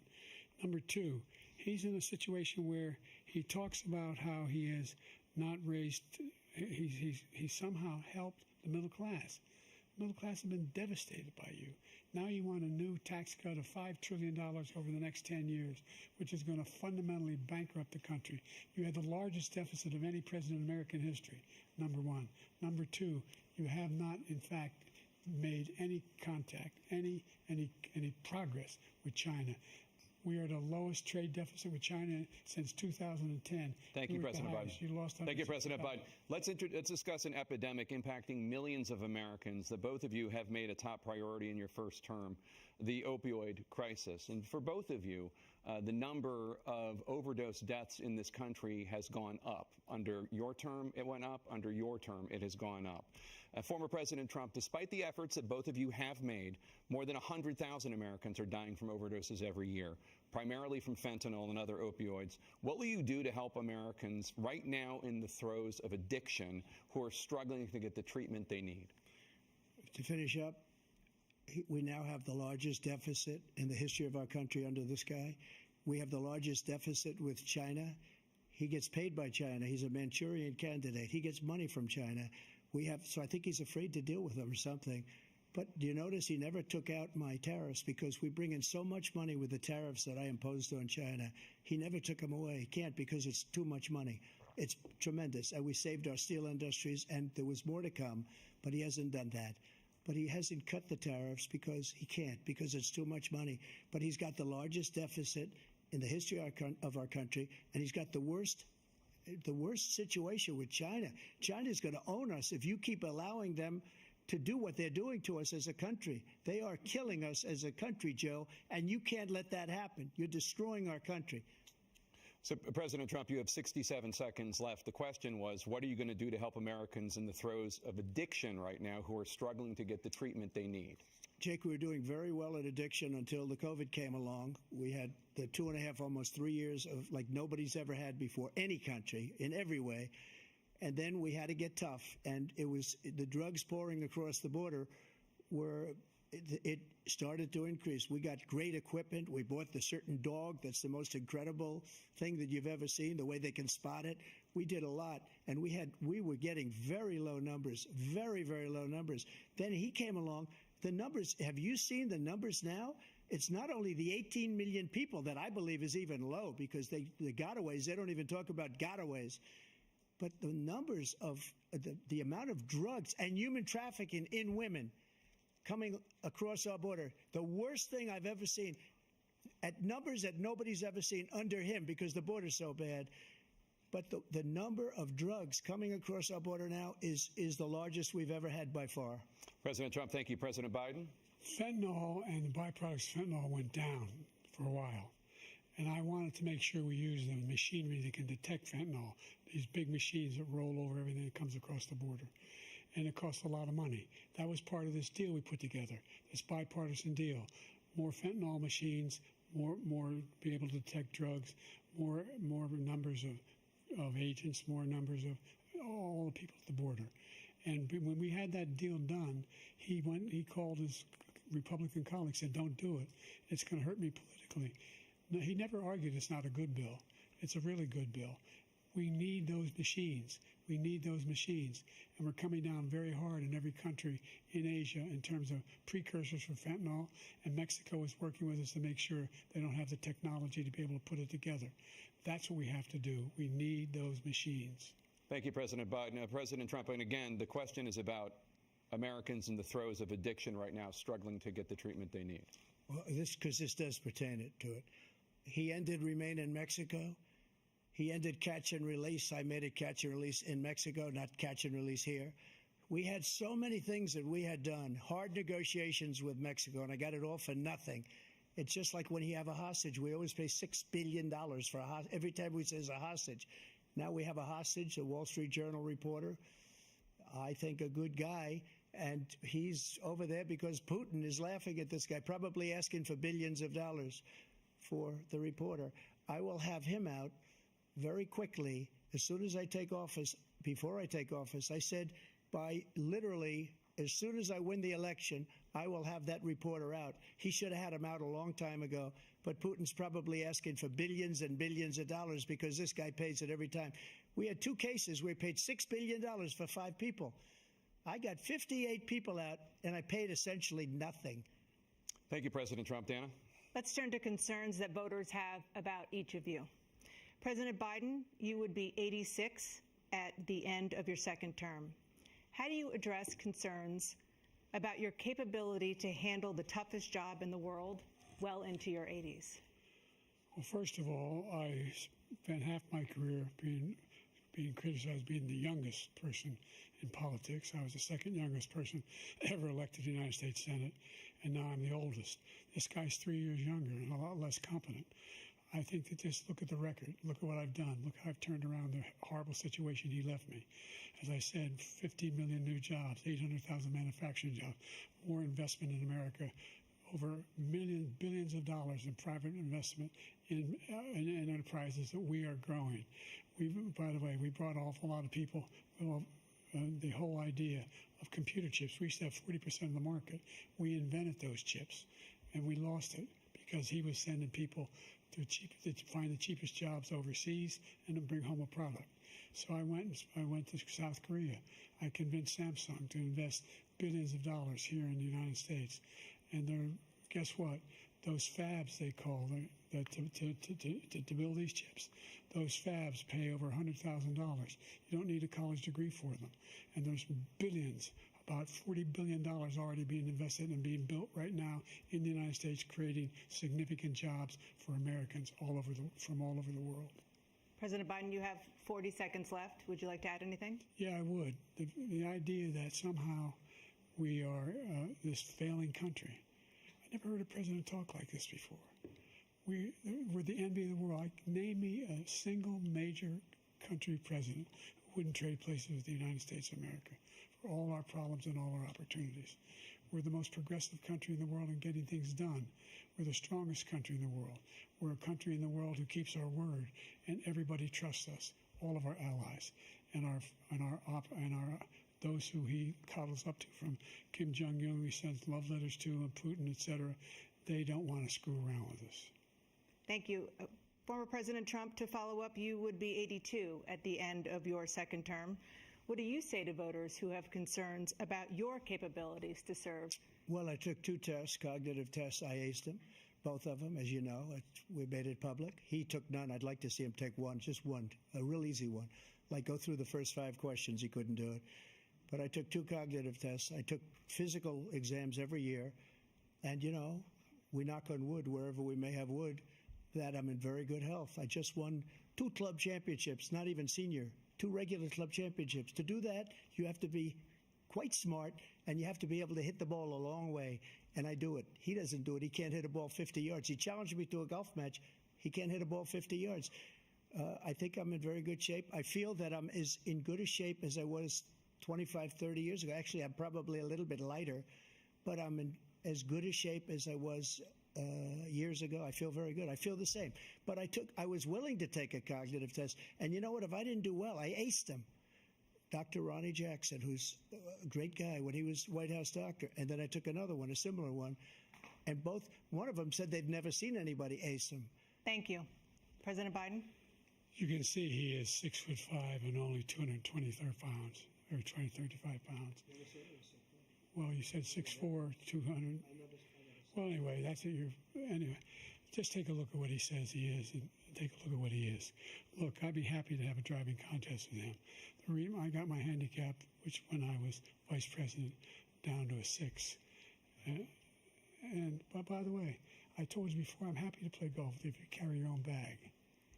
Think you can do it? That's the biggest lie. He's a 6 handicap of all. I was an 8 handicap. Yeah. 8. Never. But I have, you know how many? I've seen you swing. I know you swing. Okay, Let's not act like children. President Trump, we're going to turn Let's not act like children. to a specific concern that voters have about you.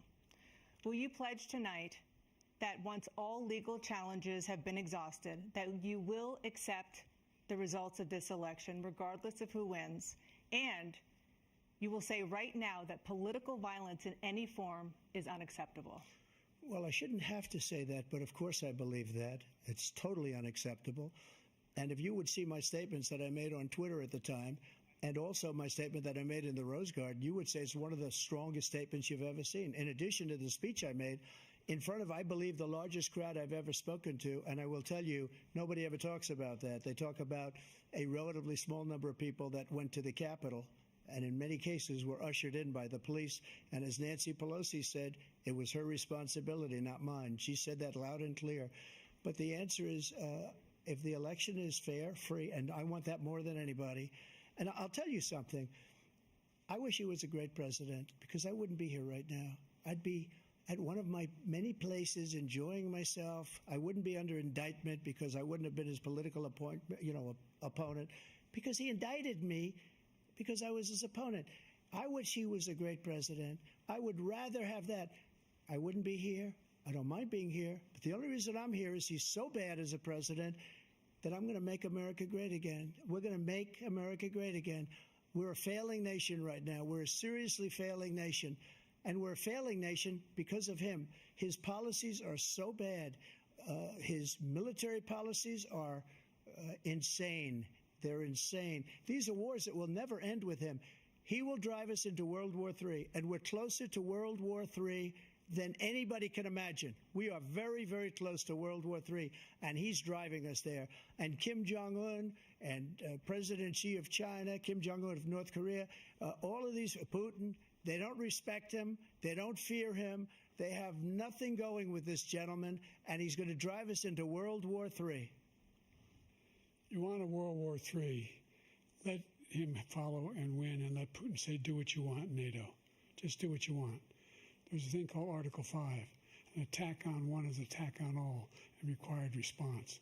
The idea, I can't think of a single major leader in the world who wouldn't trade places with the job I've done and what they've done. Because we are a powerful nation. We have wonderful people. It's because of the people, not me. It's because of the American people. They're capable of anything, and they step up when they're needed. And right now, we're needed. We're needed to protect the world because our own safety is at stake. And again, You want to have a war, just let Putin go ahead and take Kyiv, make sure they move on, see what happens in Poland, Hungary, and other places along that border. Then you have a war. President Trump, as I come back to you for a follow-up, the question was, will you accept the results of this election, regardless of who wins? Just to finish what he said, if I might, Russia, they took a lot of land from Bush. They took a lot of land from Obama and Biden. They took no land, nothing from Trump, nothing. He knew not to do it. He's not going to play games with me. He knew that. I got along with him very well, but he knew not to play games. He took nothing from me. But now he's going to take the whole thing from this man right here. That's a war that should have never started. It would have never started ever with me. And he's going to take Ukraine. And, you know, you asked me a question before, would you do this? He's got us in such a bad position right now with Ukraine and Russia because Ukraine's not winning that war. He said, I will never settle until such time. They're running out of people. They're running out of soldiers. They've lost so many people. It's so sad. They've lost so many people, and they've lost those gorgeous cities with the golden domes that are 1,000 years old, all because of him and stupid decisions. Russia would have never attacked if I were President Trump, president. the question was, will you accept the results of the election, regardless of who wins? Yes or no, please. If it's a fair and legal and good election, absolutely. I would have much rather accepted these, but the fraud and everything else was ridiculous. And if you want, we'll have a news conference on it in a week, or we'll have another one of these in a week. But I will absolutely, there's nothing I'd rather do. It would be much easier for me to do that than I'm running again. I wasn't really going to run until I saw the horrible job he did. He's destroying our country. I would be very happy to be someplace else, in a nice location someplace. And again, no indictments, no political opponent stuff, because it's the only way he thinks he can win. But unfortunately, it's driven up my numbers and driven them up to a very high level because the people understand it. Well, let's see what your numbers are when this election is over. Let's see. You're a whiner. When you lost the first time, you continued, you appealed and appealed to courts all across the country. Not one single court in America said any of your claims had any merit, state or local, none. But you continue to provoke this lie about somehow there's all this misrepresentation, all this stealing. There is no evidence of that at all. And I tell you what, I doubt whether you'll accept it because you're such a whiner. The idea, if you lose again, you accepting anything, you can't stand the loss. Something snapped in you when you lost the last time. We'll be right back with more from the CNN presidential debate, live from Georgia.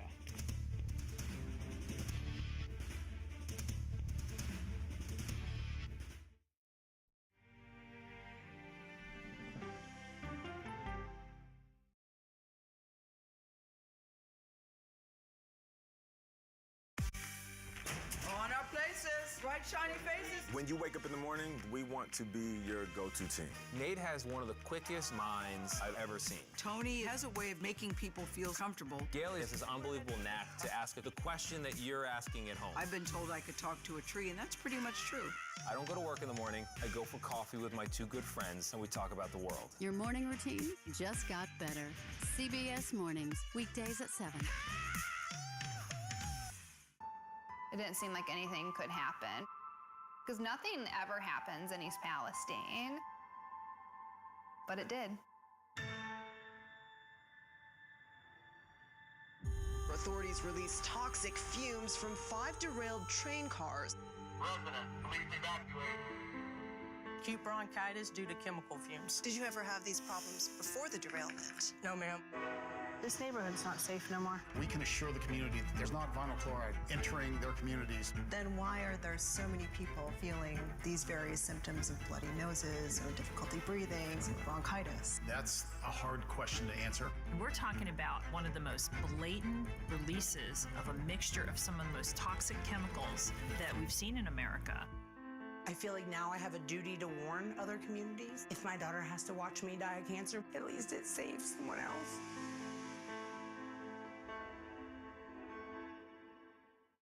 This case. It's like a screenplay, something straight out of Hollywood. But it's not fiction. It's 48 hours. Human remains found this week. 4 families shattered. There's no physical evidence. The mystery would haunt investigators for years. There's some questions that have to be asked and need to be answered.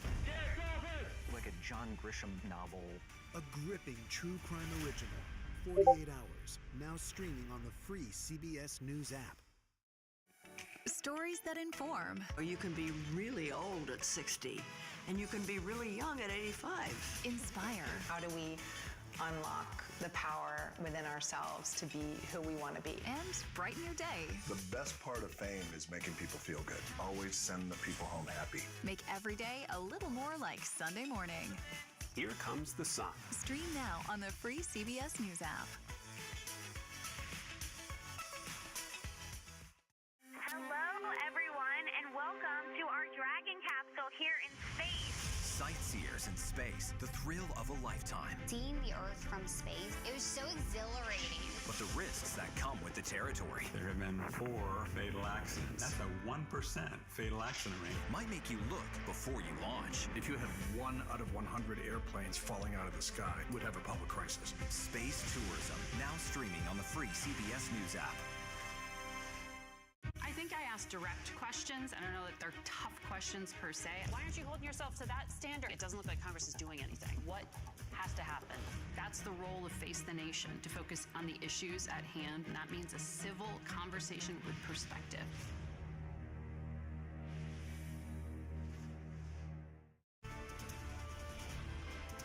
It is now time for the candidates to deliver their closing statements as predetermined by a coin toss. We're going to begin with you. We've made significant progress from the debacle that was left by President Trump in his last term. We find ourselves in a situation where, number one, we have to make sure that we have a fair tax system. I ask anyone out there in the audience, or anyone out watching this debate, do you think the tax system is fair? The fact is that I said nobody even making under $400,000 had a single penny increase in their taxes, and will not. And if I'm reelected, that'll be the case again. But this guy has increased your taxes because of the deficit. Number one, he's increased inflation because of the debacle he left after the way he handled the pandemic. And he finds himself in a position where he now wants to tax you more by putting a 10% tariff on everything that comes into the United States of America. What I did, when, for example, he wants to get rid of the ability of Medicare for us to be able to negotiate drug prices with the big pharma companies. Well, guess what? We got it down to $35 for insulin instead of $400. No more than $2,000 for every senior, no matter how much prescription they need. You know what that did? That reduced the federal debt by $160 billion over 10 years because the government doesn't have to pay the exorbitant prices. I'm going to make that available to every senior all along, or it's happening now, and everybody in America. He wants to get rid of that. I'm going to make sure that we have child care. We're going to significantly increase the credits people have for child care. I'm going to make sure we do something about what we're doing on lead pipes and all the things that are causing health problems for people across the country. We're going to continue to fight to bring down inflation and give people a break. Thank you, President Biden. President Trump, you now have 2 minutes for your closing statement. Like so many politicians, this man is just a complainer. He said, we want to do this, we want to do that, we want to get rid of this tax, that tax. But he doesn't do anything. All he does is make our country unsafe by allowing millions and millions of people to pour in. Our military doesn't respect him. We look like fools in Afghanistan. We didn't stop Israel. It was such a horrible thing that would have never happened. It should have never happened. Iran was broke.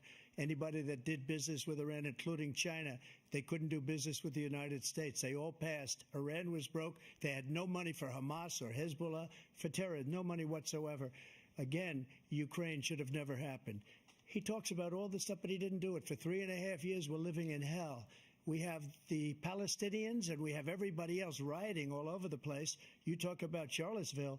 This is 100 times Charlottesville, 1,000 times. The whole country is exploding because of you.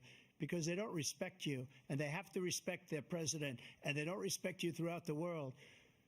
What we did was incredible. We rebuilt the military. We got the largest tax cut in history, the largest regulation cut in history. The reason he's got jobs is because I cut the regulations that gave jobs, but he's putting a lot of those regulations back on. All of the things that we've done, nobody's never seen anything like. Even from a medical standpoint, right to try, where we can try space-age materials instead of going to Asia or going to Europe and trying to get when you're terminally ill. Now you can go and you can get something. You sign a document. They've been trying to get it for 42 years.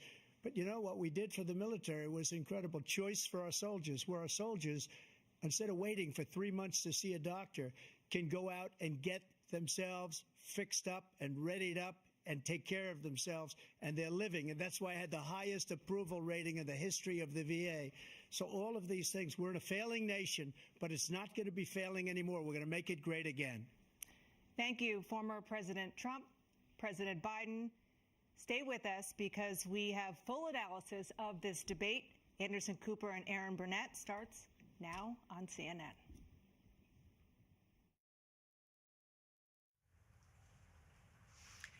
And so the first presidential debate of the 2024 election season is in the books, as you witnessed.